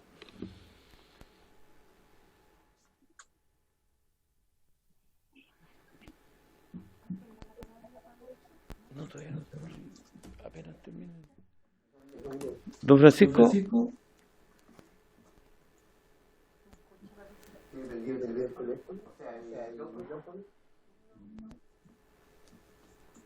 Está silenciado por el... me tienen que autorizar ustedes. Ahí está autorizado. Muchas gracias, presidente. Saludarlo a usted y por su intermedio a los demás diputadas y diputados de la comisión. Saludar especialmente al diputado Luciano Cruzcoque, al diputado Marcelo Díaz, a don Nino Bartolú, Andrés Celis, Alejandro Bernales, Renzo Trisotti, Rosita Alarcón y a doña Carolina Marzán, que vemos que están presentes presencialmente o a través de los medios telemáticos en esta Comisión de Cultura. Y al mismo tiempo también saludar a Francisca Peró, a Estrella Monroy, don Joaquín Maluenda y don Carlos Aldunate. Desde el Ministerio de Hacienda, en primer lugar, como subsecretario, me gustaría poder presentar las excusas del ministro Ignacio Briones. En estos momentos justamente está en una reunión a propósito del proyecto de ley que crea un seguro de protección de ingresos para los trabajadores independientes, que sabemos sin lugar a duda que es una de las herramientas planteadas por el gobierno en sus ya 3 planes de emergencia económica, que va directamente a la protección de un gran porcentaje de los trabajadores del mundo y del sector de la cultura. Considerar desde el Ministerio de Hacienda algo que es muy relevante: la actividad cultural está inserta en la realidad de nuestro país y tiene un valor doblemente especial, no solamente como sector o como actor social que colabora al desarrollo económico, sino que cultural, humano de nuestro país. Y es por eso que dentro del contexto de medidas que me gustaría, presidente, poderles comentar, es para este ministerio y para el resto del gobierno sumamente importante que tengamos instancias como esta. Nosotros estamos permanentemente disponibles para concurrir, pero al mismo tiempo hemos enfrentado durante la última semana una gran cantidad de no solamente citaciones de otras comisiones, sino que también de trabajo desde el punto de vista del diseño de las políticas públicas y de la concreción de los proyectos de ley que hoy día nos permiten ir en ayuda de los sectores que están en una situación especialmente compleja. Quisiera, presidente, poderles compartir esta presentación. Voy a tratar de, en algunas partes, ir de manera bastante rápida, en algunas otras poder tener una instancia más de reflexión y de contarles cuáles finalmente son los principios, los temas básicos respecto a los cuales desde el Ministerio de Hacienda, como decía, y del resto de los ministerios del gobierno, estamos especialmente preocupados en vista de esta pandemia global. El coronavirus, no sé si, presidente, ¿se está compartiendo la pantalla? Está viendo. Vamos a llegar, ¿no? Ese es así, ¿no? Para la página. Se ve la pantalla perfecta. ¿Se ve la pantalla? Perfecto, presidente. Muchas gracias. Bueno, el coronavirus ha infectado hasta la fecha a 4.260.000 personas en todo el mundo, siendo Estados Unidos el principal país de que hoy día exhibe el número de contagiados mayor, con 1.300.000, casi 370.000 casos, básicamente un tercio de las personas contagiadas a nivel mundial. Y tenemos que lamentar en todo el mundo el fallecimiento de 291.964 personas hasta el día de ayer, mientras que los recuperados hasta esta fecha también alcanzan a 1.418.000 personas. En el último balance, presidente, entregado ayer por el ministro de Salud, Jaime Mañalich, se registró un total de 1.658 casos nuevos de personas contagiadas en Chile, de las cuales 1.392 pertenecen o tienen su domicilio en la región metropolitana de Santiago. Con esto, el total de contagiados acumulados en nuestro país alcanza 31.721 personas. Lamentar, por cierto, el fallecimiento de 335 personas desde el día 3 de marzo de este año, cuando se da a conocer el caso del primer contagiado. Y sin perjuicio de lo anterior, hay 14.125 personas que ya están recuperadas de esta pandemia. Junto con la situación humana, social, económica que esto conlleva, desde el Ministerio de Hacienda hemos sido especialmente responsables para mostrarle a la ciudadanía y comunicarles de debida forma cuáles son los cambios desde el punto de vista económico que hemos percibido. Nosotros, de manera trimestral, junto con la Dirección de Presupuestos, emitimos un informe de finanzas públicas que lo que pretende es hacer una proyección en función de los cambios que se van sucediendo durante las semanas y meses, de modo tal de que tengamos alguna señal sobre qué políticas económicas, sociales, tenemos que relevar y de alguna otra manera empujar desde el gobierno para hacer frente a una situación tan compleja como la que estamos viviendo. Presidente, la sola comparación del informe de finanzas públicas de enero de este año con el de abril, que fue dado a conocer durante los primeros días de este mes de mayo, lo que hace es demostrar que efectivamente hay un cambio importante desde el punto de vista del Producto Interno Bruto, del PIB. Si en enero había una proyección de crecimiento para este año 2020 de un 1.3%, como variación anual comparado, por cierto, con el año 2019, hoy día nos enfrentamos, luego de esta pandemia global que está presente en 187 países de los 194, con una proyección de crecimiento para este año de un menos 2.0%. Al mismo tiempo, la demanda interna, elemento fundamental para el sostenimiento de muchísimas actividades comerciales, si en enero de este año había una proyección de una disminución de un 1.1%, ya la proyección actual alcanza menos 3.3% para este mismo periodo. Al mismo tiempo, el índice de precio al consumidor, la inflación, básicamente, hay un pequeño aumento de un 3,1 a un 3,3, y respecto al tipo de cambio y el precio del cobre, que es fundamental desde el punto de vista del comercio exterior, en enero el informe de finanzas públicas consideraba un dólar a 750 pesos, y en el informe de finanzas públicas de abril alcanza ya una cotización de 810 pesos. En el caso del precio del cobre hay una disminución de $2.80 la libra a $2.36, y eso, presidente, tiene un correlato directo en una menor recaudación de impuestos que hoy día la Dirección de Presupuestos calcula en $8.000 millones menos a lo presupuestado. El día 19 de marzo, es decir, 14, 15 días después del primer caso de coronavirus, el presidente de la República, junto con el ministro de Hacienda, Ignacio Briones, presentaron las primeras medidas de un plan de emergencia económica. Y este plan, presidente, hizo relación con 3 elementos básicos. Y eso ustedes lo pueden encontrar y básicamente ubicar como fundamento de todas y cada una de las políticas públicas que hemos empujado, presentado al Congreso y en conjunto aprobado durante ya estos 2 meses. En primer lugar, la necesidad de reforzar el presupuesto del sistema de salud.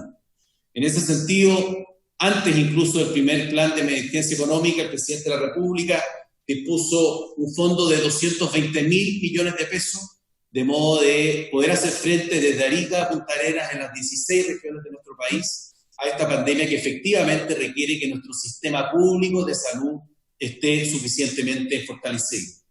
El segundo principio, presidente, de estas medidas dice relación con la protección de los ingresos de las familias chilenas. Sabemos que son tiempos difíciles, duros, complejos. No habíamos enfrentado una crisis de esta magnitud, al menos en los últimos 100 años. Hablamos de la crisis del año 29, del año 1930. Sin embargo, estamos muy atentos y analizando la situación económica de modo de plantear las medidas de apoyo suficientes y necesarias. Y por último, sabemos que tenemos que proteger los puestos de trabajo, especialmente las micro, las pequeñas y medianas empresas. Y es por eso que hemos dispuesto una serie de medidas tributarias, y que por cierto que tienen directa aplicabilidad en el sector cultural especialmente en aquellos emprendimientos, en aquellas micro, pequeñas empresas que hoy día necesitan finalmente una inyección de liquidez, de modo tal de que eso les permita mantener una solvencia y así evitar futuros cierres, futuras quiebras. El primer plan económico, presidente, presentado por el gobierno considera recursos por 11.750 millones de dólares. Eso significa alrededor de un 4.7% del PIB de nuestro país, y a eso hay que agregarle en una segunda etapa recursos adicionales hasta por 5.000 millones de dólares. Estamos bordeando los 17.000 millones de dólares, que representan un 7% del Producto Interno Bruto. ¿Cuáles son, presidente, para entrar en detalle, aquellas medidas que generan una inyección de liquidez, especialmente pensando en las micro, pequeñas y medianas empresas, y esto, por cierto, considerando a los micro, pequeños y medianos emprendimientos o empresas del sector cultural? En primer lugar, se determinó la suspensión de los pagos provisionales mensuales correspondientes al impuesto a la renta de 3 meses, abril, mayo y junio del 2020. Esta, presidente, es una medida que está absolutamente operativa. Lo que se trata acá en este caso es de inyectar liquidez a 700.000 empresas por un valor total aproximado de 2.400 millones de dólares. Reducción importante respecto al impuesto de timbre y estampillas, que se llevó a 0%, y este es un impuesto, presidente, que tiene una relación directa respecto a las operaciones de crédito de dinero. El hecho de pedir un crédito en cualquier institución, ya sea bancaria u otras del sistema financiero de nuestro país, hoy día exhibe un menor costo, dada la reducción a un 0% entre el 1 de abril de este año y el 30 de septiembre, de modo tal de que haya una facilidad de acceso al mismo.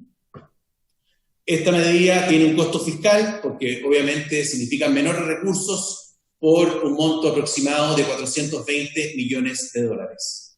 Al mismo tiempo, presidente, nosotros queremos considerar en todas y cada una de las micro, pequeñas y medianas empresas que los gastos que estas empresas, que estos emprendimientos hayan asumido para efectos prácticos de enfrentar la contingencia sanitaria sean aceptados como gasto tributario.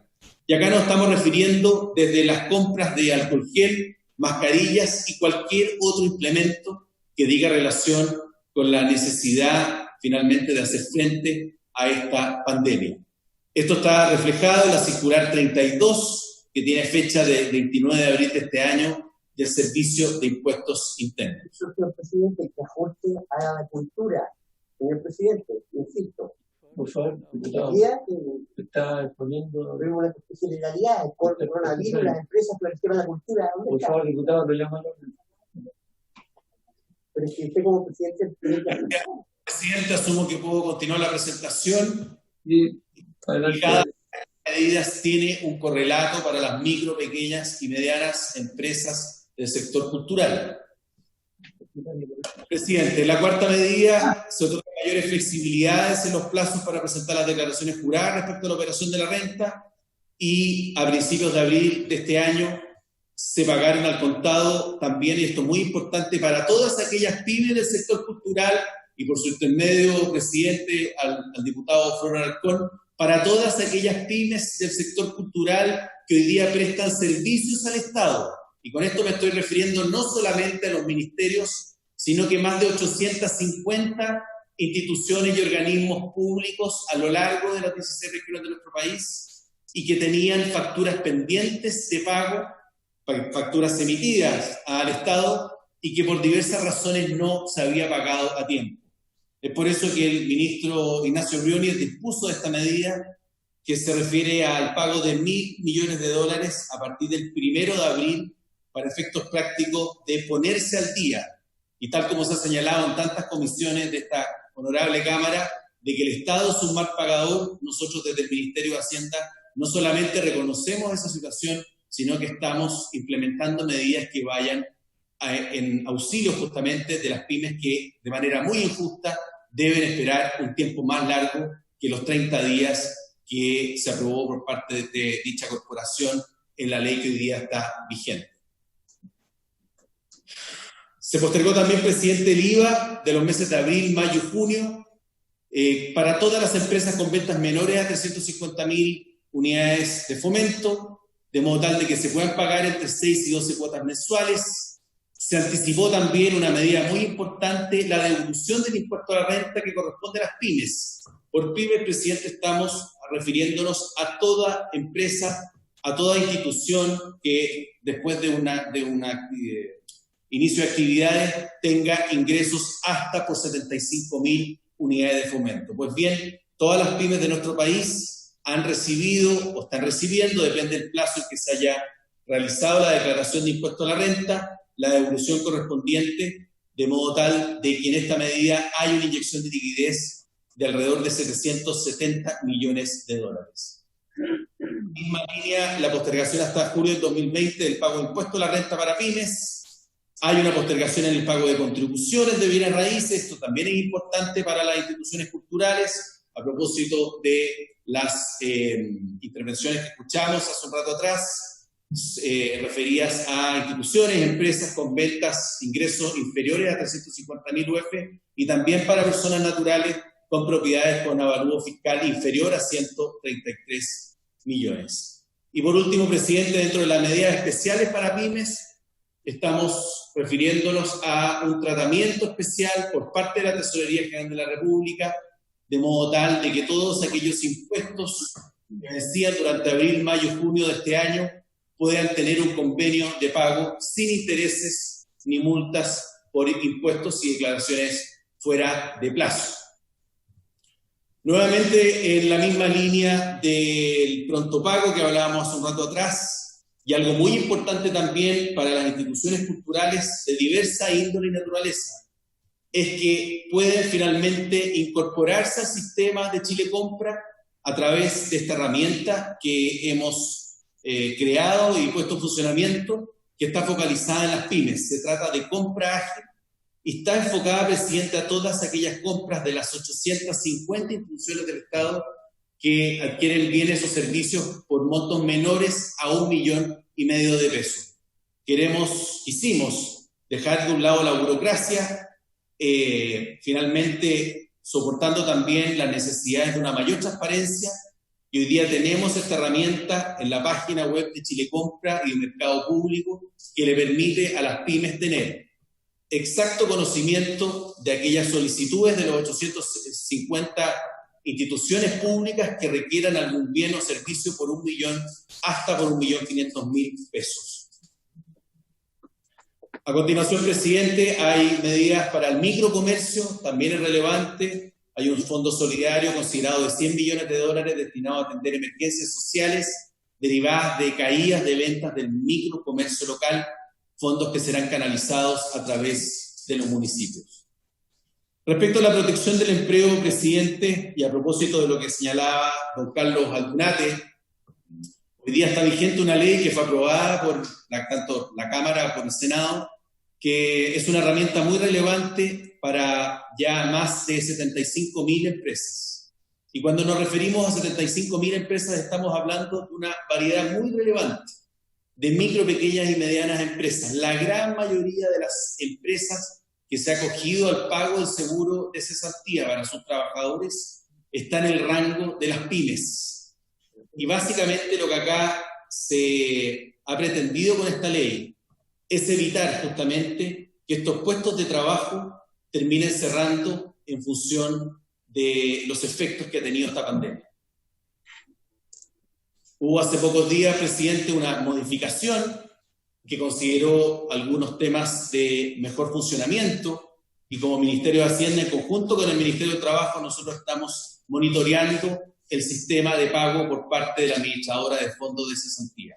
Acá estamos hablando, presidente, de todas aquellas micro, pequeñas y medianas empresas que por distintas circunstancias, ya sea por un acto de autoridad o incluso también dando la facilidad para que puedan reducir la jornada laboral de sus trabajadores, finalmente exista un sistema que se haga cargo del pago de esa remuneración. Si bien es cierto, no alcanza al 100%, sino que se rige por el sistema actual del seguro de cesantía, con un máximo de un 70% de reemplazo, y va disminuyendo a medida que pasan los meses. sí tiene un efecto y ha tenido un efecto directo en la mantención de los contratos de trabajo. Acá es importante señalar que no es que no existan esos contratos o que el gobierno a través de esta ley los haya dado por terminados. Esos contratos de trabajo están vigentes, lo que se suspende son sus efectos, las obligaciones del trabajador de concurrir a su lugar de trabajo y las obligaciones del empleador de pagar la remuneración, salvo las cotizaciones previsionales y de salud, que es así, por cierto, deben ser enterados por el empleador. Acotar al cultural. Don Francisco, tenemos que ver una prórroga. De 20 minutos la sesión empieza a las 10:30, así que si no hay oposición, se aprueba. Adelante, ministro, y si puede ir acortando, sería bueno. ¿Qué nos dice la administradora de fondos de cesantía? Y es interesante que podamos ver considerando este total de empresas que hoy día llega a 80.498, que se han acogido a la Ley de Protección del Empleo, son justamente del rubro cultural. Y acá, presidente, nosotros reafirmamos nuestra voluntad de poder concurrir a esta comisión las veces que sea necesario, poder entregar esta información. Yo creo que es relevante. Estamos trabajando con los equipos de modo de depurar la información que hoy día es pública, que es alcanzable por cualquier persona, está en la página web de la Superintendencia de Pensiones, pero obviamente en función de la cantidad de empresas requiere un trabajo más detallado. Estamos beneficiando a 459.155 trabajadores que en otras condiciones, presidente, muchos de ellos quizás estarían enfrentando un finiquito de su relación laboral. Pago oportuno a proveedores del Estado, ya lo mencioné, no quiero reiterarlo, esto es importante, y también disponible, presidente, para que a través de Chile Compra podamos hacer un seguimiento respecto a las micro, pequeñas y medianas empresas del sector cultura que hoy día tienen transacciones con el Estado y de hacer un seguimiento respecto al pago. Nosotros estamos permanentemente recibiendo observaciones muchas veces y situaciones tanto positivas como negativas que se puedan dar. Es importante que mantengamos en esta comisión una instancia para hacerle seguimiento a aquellos casos, porque nos interesa ahora que el Estado se transforme en un buen pagador. El segundo plan económico de emergencia, ya vamos entrando al proyecto de ley que es clave y fundamental para el sector cultura, fue anunciado el pasado 8 de abril con recursos que consideraron $5.000 millones, de los cuales 2.000 se financiarán con recortes al presupuesto del sector público este año 2020 y sumando medidas de austeridad fiscal durante el mismo periodo de tiempo. Plan de protección de los ingresos.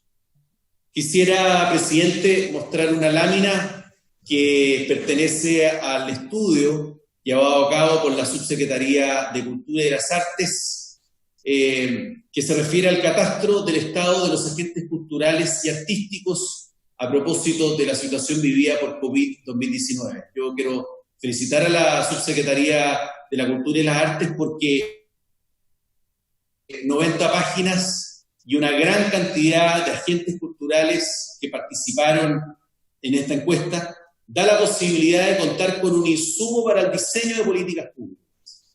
Y una de las primeras conclusiones a las cuales podemos llegar, presidente, es que si hay algo que distingue al sector, es que, y ya lo dijo don Carlos Aldunate, es que justamente muchos de ellos están en una situación diversa, quizás, por cierto, aquellos que tienen un contrato de trabajo permanente, aquellos que son dependientes. Por lo tanto, serán muy pocas las instituciones o quizás un grupo que lo vamos a ver y por eso es que ofrecemos la información apenas la tengamos, de que se han acogido a la Ley de Protección del Empleo. Pero cuando vemos acá, presidente, que en los distintos subsectores del sector cultura, vemos que una gran mayoría de los trabajadores del sector cultura son profesionales independientes que finalmente emiten boletas de honorarios, ya sea de manera permanente o esporádica. Y son pocos, por cierto, presidente, aquellos que cuentan con un contrato de trabajo en alguna organización, y en este gráfico, obviamente, la diferencia se da por el color azul respecto a los independientes y al color rojo si es que, o Naranjo, ya no lo veo muy bien, que tienen un contrato de trabajo. Entonces, presidente, si hay una conclusión que hacer a esta altura es que nosotros necesitamos de un sistema de protección de ingresos para los independientes. Y es por eso que se presentó en el Congreso Nacional un proyecto de ley de un seguro social de protección de ingresos para los trabajadores independientes. Nosotros como Ministerio de Hacienda creemos que esto es una herramienta que va en directo beneficio del sector cultura y, por cierto, de muchos otros que hoy día son independientes, que emiten de manera esporádica o permanente boletas de honorario. Y lo que estamos creando, presidente, en este proyecto, que está en primer trámite constitucional en el Senado, con discusión inmediata, pero que este lunes, participando en la Comisión de Trabajo, generamos como gobierno y dimos una señal que nos interesa que, al mismo tiempo de que tengamos celeridad para aprobar este proyecto lo antes posible, tengamos y generemos los acuerdos necesarios y pertinentes, de modo tal de que sea un instrumento que tiene una medida transitoria que hace frente a la crisis planteada por esta pandemia global, pero también está estableciendo una institución de política pública permanente. Por lo tanto, este seguro social de protección de los ingresos para los trabajadores independientes, la idea es que quede permanente, a diferencia de lo que puede ser la Ley de Protección del Empleo, que sabemos que tiene un plazo finito. Lo que acá estamos planteando es un seguro social que recoge también algo muy importante, que es un componente solidario, y de modo tal de que se protejan los ingresos ante escenarios de crisis económica. Hay peticiones por parte de los parlamentarios de que podamos dividir finalmente este proyecto de ley en lo que son las medidas permanentes y lo que son las medidas transitorias. Es algo que ya el ministro Ignacio Briones se referirá al respecto, pero acá lo que importa, en función del momento complejo y difícil que están pasando muchos de los profesionales del sector cultural, es enfocarnos en la medida transitoria. Y la idea es otorgar beneficios inmediatos. Se establecen reglas especiales de cobertura para cubrir caídas de ingresos de los trabajadores independientes que hayan sido generadas por efectos económicos del COVID-19. ¿Cuántos son los recursos que en una primera etapa compromete el gobierno? Estamos hablando de un aporte fiscal de hasta $300 millones en esta etapa. A grosso modo, presidente, y sin perjuicio de advertir, como bien lo sabrán ustedes, los señores y señoras parlamentarios, de que es un proyecto que puede variar en su tramitación y que está siendo conocido en primer trámite constitucional por el Senado, en primer lugar por la Comisión de Trabajo y posteriormente por la Comisión de Hacienda. Estamos queriendo beneficiar a todos los trabajadores independientes que hayan emitido boletas de honorario en 4 de los 12 meses o en 8 de los 24 meses anteriores al mes de abril del 2020, o sea, hasta el 30 de marzo de este año 2020. Reitero, son 2 grupos, 2 categorías, respecto a los cuales se pueden clasificar, pueden acceder a este beneficio tal cual como está planteado por el Ejecutivo, ya sea aquellos profesionales o que participan en el sector cultural que hayan emitido 4 boletas en los últimos 12 meses hasta el 30 de marzo, o en su defecto 8 boletas en los últimos 24 meses a partir de la misma fecha. Y para quienes, presidente, está dirigido justamente este beneficio, es para aquellos independientes cuyas rentas mensuales hayan experimentado una disminución de un 20% o más. ¿Respecto a qué? Respecto de su ingreso promedio mensual en los últimos 12 meses anteriores a abril del 2020. Por lo tanto, el parámetro lo va a dar el ingreso promedio mensual de los últimos 12 meses anteriores al 1 de abril, o sea, hasta el 30 de marzo, y respecto a aquellos independientes que hayan experimentado una disminución del 20% o más, están en condiciones de recibir finalmente este beneficio. O también aquellos que hayan emitido y emitan sus boletas en forma electrónica o en papel, para aquellos que hayan cumplido con la obligación de realizar pagos provisionales mensuales, pago directo por el trabajador del 10.75% y declarado ante el Servicio de Impuesto Interno, eso como requisito más bien de forma.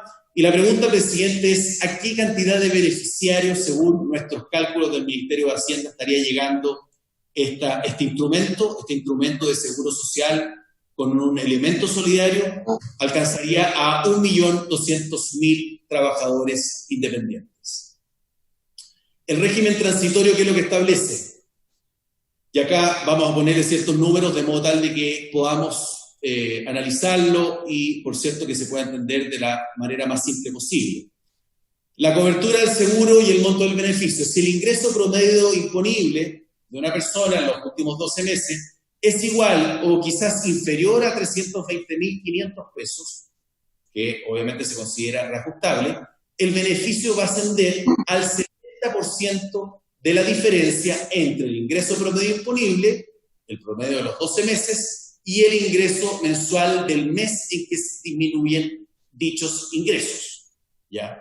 Entonces, reitero, si estamos hablando de una persona que tenga un ingreso promedio en los últimos 12 meses, desde el 30 de marzo hacia atrás, con un monto igual o inferior a 320.000 pesos, el beneficio que plantea esta ley asciende, llega hasta el 70% de la diferencia entre el ingreso promedio de los últimos 12 meses y el ingreso mensual al cual se está haciendo mención, respecto al cual el independiente va a señalar que en ese mes recibió al menos un 20% menos de ese ingreso promedio imponible.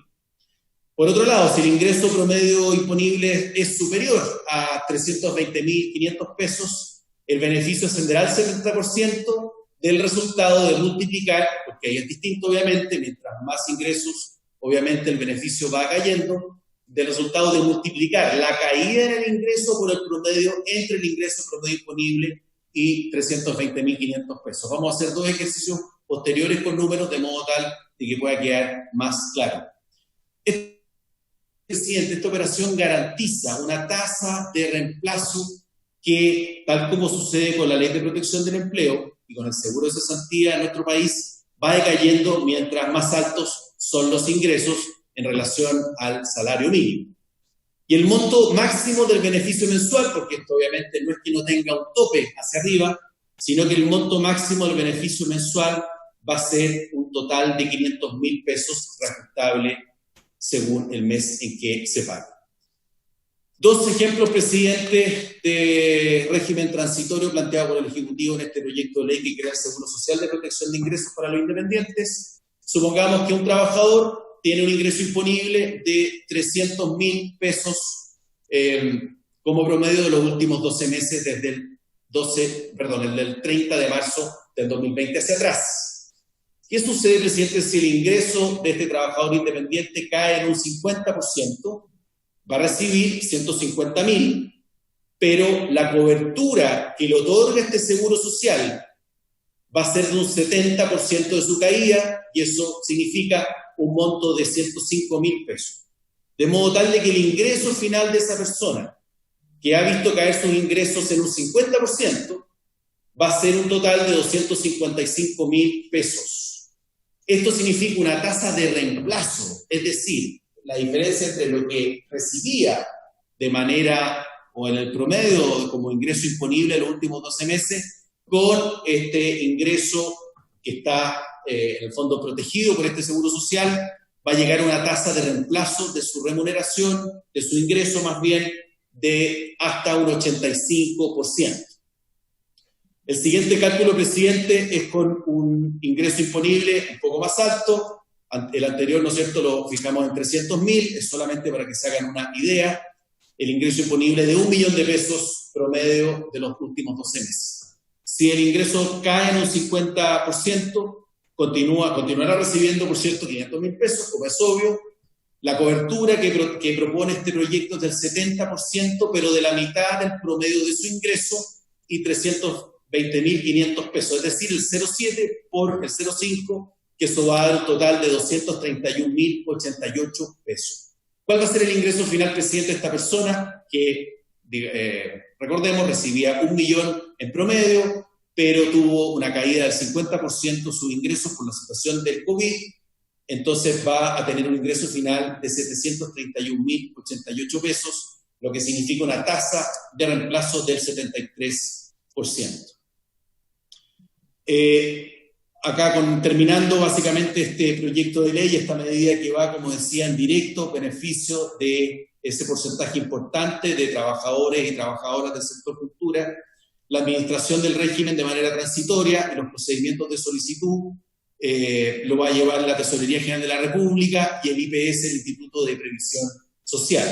Se podrá percibir un pago de beneficio por cada mes de caída de ingresos y hasta por un máximo de 3 meses, ya sean continuos o discontinuos, en función de la naturaleza de si este trabajador independiente boletea de manera normal o permanente o no lo hace así, dentro de 9 meses contados desde el día 1 de abril del año 2020, por lo tanto va a tener un efecto retroactivo desde el mismo momento en que se apruebe la ley.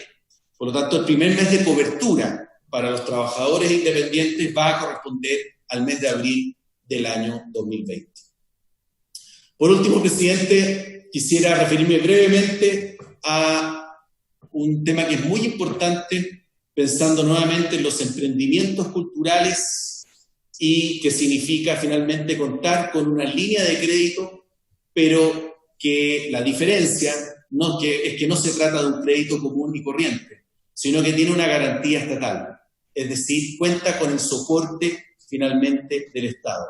Son los FOGAPE, el Fondo de Garantía de Pequeños y Medianos Empresarios, que es un fondo que viene del año 1980, que administra el Banco Estado y que hoy día hay una importante cantidad de bancos comerciales y una cooperativa que lo están otorgando. ¿Qué pretendemos, presidente, desde el Ejecutivo con esta medida, que fue ya aprobado por el Congreso Nacional y por lo tanto es ley de la República? Con la nueva línea de créditos con garantía estatal COVID-19, los bancos pueden ofrecer préstamos a micro, pequeñas, medianas e incluso se consideró grandes empresas para que no fallen las cadenas de pago, que son muy importantes para la economía y especialmente para los pequeños, todos aquellos que tienen ventas anuales hasta 1 millón de unidades de fomento. Estamos hablando de que esta medida engloba al 99.8% de las empresas que proveen el 84% del empleo a nivel nacional. Y acá hay una cosa muy importante, presidente, que surgió del debate parlamentario que nosotros como ministerio agradecemos. Muchos diputados, especialmente durante su primer trámite constitucional, señalaron que era muy relevante dejar un porcentaje establecido para que sean micro y pequeñas empresas y hasta medianas las que finalmente puedan ingresar, puedan optar y puedan finalmente los bancos otorgarle los créditos con garantía estatal FOGAPE. Por lo tanto, al menos el 45% de las garantías del Estado se están enfocando en medianas empresas y se tendrán que enfocar en medianas empresas y el 25% restante en micro y pequeñas empresas. ¿Para qué son estos recursos, presidente? Son básicamente para hacer frente a la emergencia sanitaria, para cubrir necesidades de capital de trabajo, y con ello nos referimos al pago de salario, de arriendos, de suministros, entre otros. ¿Y el monto del crédito, presidente, tiene algún tope? Efectivamente, sí tiene un tope, y el tope lo va a constituir un equivalente hasta 3 meses de ventas de la micro, pequeña, mediana o gran empresa en cuestión, y que la forma de medirlo está establecido justamente en el reglamento de FOGAPE, que puede ser considerando los 12 meses inmediatamente anteriores a la fecha en que se otorga el financiamiento, puede ser entre el 1 de octubre del 2018 y el 30 de septiembre del 2019. Quisimos expresamente dejar afuera el tiempo considerado luego del estallido social de octubre, de modo tal de no afectar a todos los micro, pequeños y especialmente pequeños empresarios que van a optar, o emprendedores que van a optar por estos créditos, o también se puede considerar el año 2019 en su totalidad.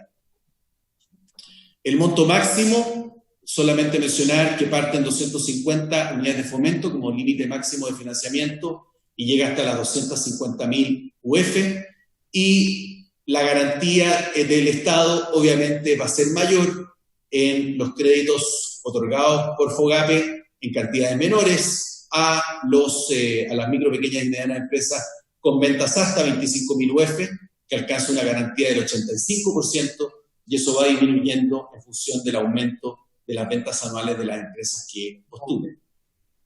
Y ya terminando, presidente, la vigencia de la garantía que otorga el Estado no puede extenderse más allá del día 30 de abril del año 2025, básicamente en 5 años más. Lo relevante, la tasa, y también fue un tema que muchos parlamentarios lo señalaron y como ejecutivo estuvimos disponibles para establecerlo. Se trata de créditos que tienen tasa real en torno a 0%, porque la tasa política monetaria, que hoy día el Banco Central la tiene en el mínimo técnico del 0.5%, más un 3% que es, tal como vimos al comienzo, una proyección de inflación. Eso hace que tengamos un acceso al crédito con un costo del dinero, con una tasa de interés históricamente baja, como decía, en torno o alrededor de 0%. Y casi ya, por último, hay un plazo de gracia, 6 meses de gracia en los cuales no se pagan estas líneas de crédito. Después el crédito se pagará en cuotas durante un periodo que irá entre 24 y 48 meses. Las comisiones que normalmente cobra FOGAPE van a ser absorbidas por los bancos o en este caso por la cooperativa. Se van a postergar los otros créditos que tengan los distintos micro, pequeños y medianos emprendimientos, al menos por 6 meses, de forma de alivianar la carga financiera. Estos son elementos que están en el reglamento de la ley FOGAPE y es algo que ya desde una semana y media atrás está operativo.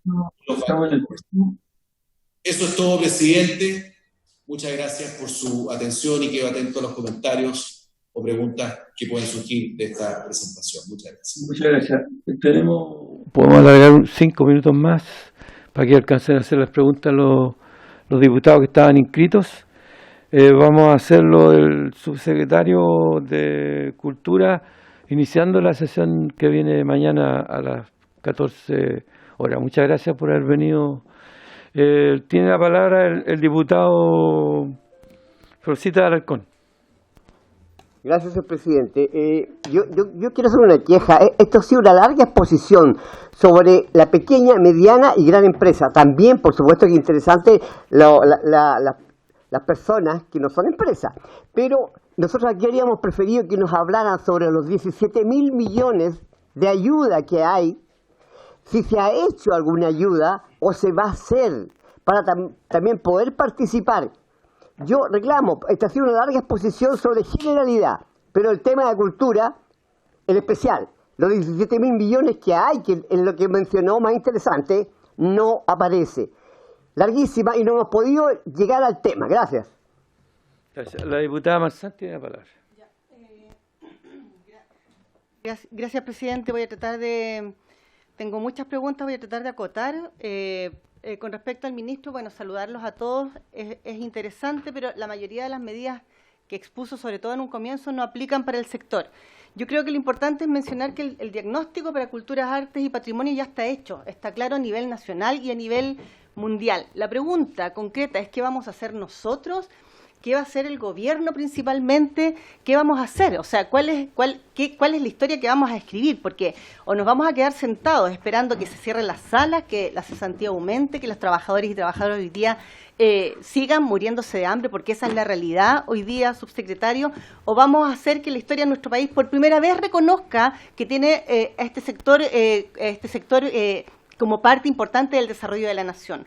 Nosotros como aspiraciones, los que creemos en el poder de la fuerza creativa, pensamos que la cultura, las artes, debe comenzar a tener un espacio significativo en el debate nacional en torno a la proyección del futuro de nuestro país. Y esto lo han entendido organizaciones mundiales como el Banco Interamericano de Desarrollo, haciendo estos días un comunicado señalando lo siguiente: el sector creativo es hoy uno de los más afectados por la emergencia sanitaria declarada por la pandemia.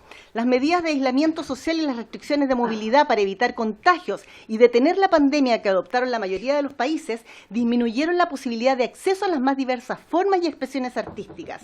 El sector creativo se ha visto seriamente afectado por el cierre temporal de sitios de patrimonio y de espacios culturales, y la irrupción de la producción y la cancelación o el aplazamiento de actividades y eventos.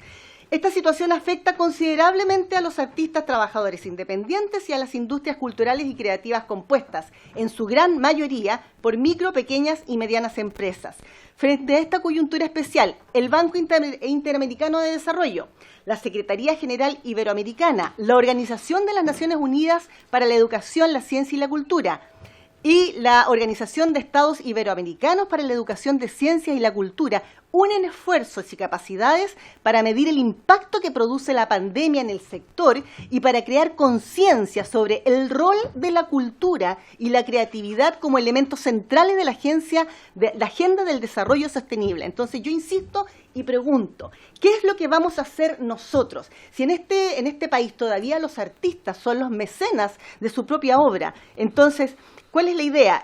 Las artes y las culturas deben ser reconocidos como valores y deben tener financiamiento estable a la creación artística y a los espacios culturales, sumando medidas, por ejemplo, de inyección económica y protección para un sector que además de todo genera trabajo e ingreso. Ojo, la industria cultural a nivel mundial genera empleo a más de 30 millones de personas. Entonces, si pensamos que el arte es el vehículo para contar las historias, hoy día, las historias de mañana, yo espero que no tengamos que parafrasear la historia de la trágica agonía de Carla Zúñiga, que tiene la trágica agonía de un pájaro, escribiendo la historia de la trágica agonía, que no sea el título nuestro ahora, de las culturas, las artes y el patrimonio. Y también quiero cerrar con esto, saludar a todos los colegas del teatro que esta semana, el 11, estuvieron celebrando, entre comillas, o recordando el Día Nacional del Teatro en homenaje a ese gran artista, creador, director, dramaturgo, Andrés Pérez, que se definía, o le gustara que lo llamaran como un militante de la belleza. Muchas gracias y quiero dejar planteada una pregunta, no sé si le van a alcanzar a contestar, pero quiero preguntarle a Francisca, a Estela y a Carlos Aldunate. De todas las medidas mencionadas por el subsecretario, ¿a ustedes les parece que contempla la naturaleza de la misión que tienen sus espacios culturales? Si la crisis se alarga, ¿alguna de ellas garantiza la subsistencia del sector? Eso sería. Muchas gracias, presidente. Sí, muchas gracias, diputada Marzán. Las preguntas se las vamos a hacer llegar a Carlos. Las pueden mandar por escrito para la próxima sesión. El diputado Díaz tiene la palabra. Gracias, presidente. Yo, quiero saludar a todas nuestras invitadas e invitados, a los subsecretarios. Pedirle al subsecretario que por favor nos envíe a través de la Secretaría por escrito los informes, las presentaciones que hizo, porque puedo no tenerlas. A ver, yo voy a concentrarme en el subsecretario de Hacienda en esta oportunidad. Se nos informó por parte de la ministra de Cultura en la sesión anterior que Hacienda había instruido a todos los ministerios que el presupuesto 21 partía de base cero, es decir, todos parten con 0 pesos. Y eso es un mal augurio para este sector, porque este gobierno, y usted lo sabe bien, subsecretario, en los 2 ejercicios presupuestarios que le ha correspondido liderar, ha recortado los recursos ya escasos de cultura. Ahí ha sido el Parlamento el espacio donde hemos repuesto esos recursos, por tanto, ya un recurso que, insisto, no llega ni al 0,5% del presupuesto del país. Entonces, este sector, como bien lo decía la diputada Marzán, tiene los mismos problemas que cualquier otro sector hoy día, pero agravados porque su retorno a la normalidad va a ser mucho más complejo y más largo. Entonces, la primera advertencia, y estamos construyendo ahí un diálogo entre los diputados para que lo tenga presente el gobierno, diputados de Cultura y de la Comisión de Hacienda, para impedir que el próximo año tengamos menos presupuesto y por el contrario tengamos más. Y yo quisiera hacer una propuesta. Sería posible construir una mesa de trabajo para la pospandemia, por decirlo así, para la salida de la pandemia, donde estuviera el Ministerio de las Culturas, las Artes y el Patrimonio, el Ministerio de Hacienda y Economía, junto con las organizaciones del mundo de la cultura, para ver otros mecanismos de incentivo, Corfo, en fin, desarrollo social, o sea, para tratar de ampliar otros instrumentos que nos permitan resolver esto. Y voy a poner un ejemplo. La canciller Angela Merkel resolvió hace pocos días, entiendo que van a bajar el IVA para bares y restaurantes y adoptó un conjunto de medidas para el sector cultural. Lo mismo hizo Francia. Para empezar a pensar en esas medidas también, y ahí evidentemente se requiere la presencia de Hacienda y de Economía. Gracias, presidente. Ya, lamentablemente estamos en el tiempo que tenemos que cerrar la sesión. Yo le pediría, me gustaría dejar comprometido al ministro Francisco Moreno para que pudiéramos hacer otra sesión donde pudiéramos conversar acerca de este asunto que plantea el diputado Díaz la presencia de los ministerios aquí ha sido fundamental para que podamos ir articulando esta posibilidad de ir sabiendo cómo resolvemos esta crisis en forma definitiva para la pandemia y después, porque el mundo de la cultura está en crisis permanente. Muchas gracias por cumplirse el objeto de esta sesión. Esta se levanta.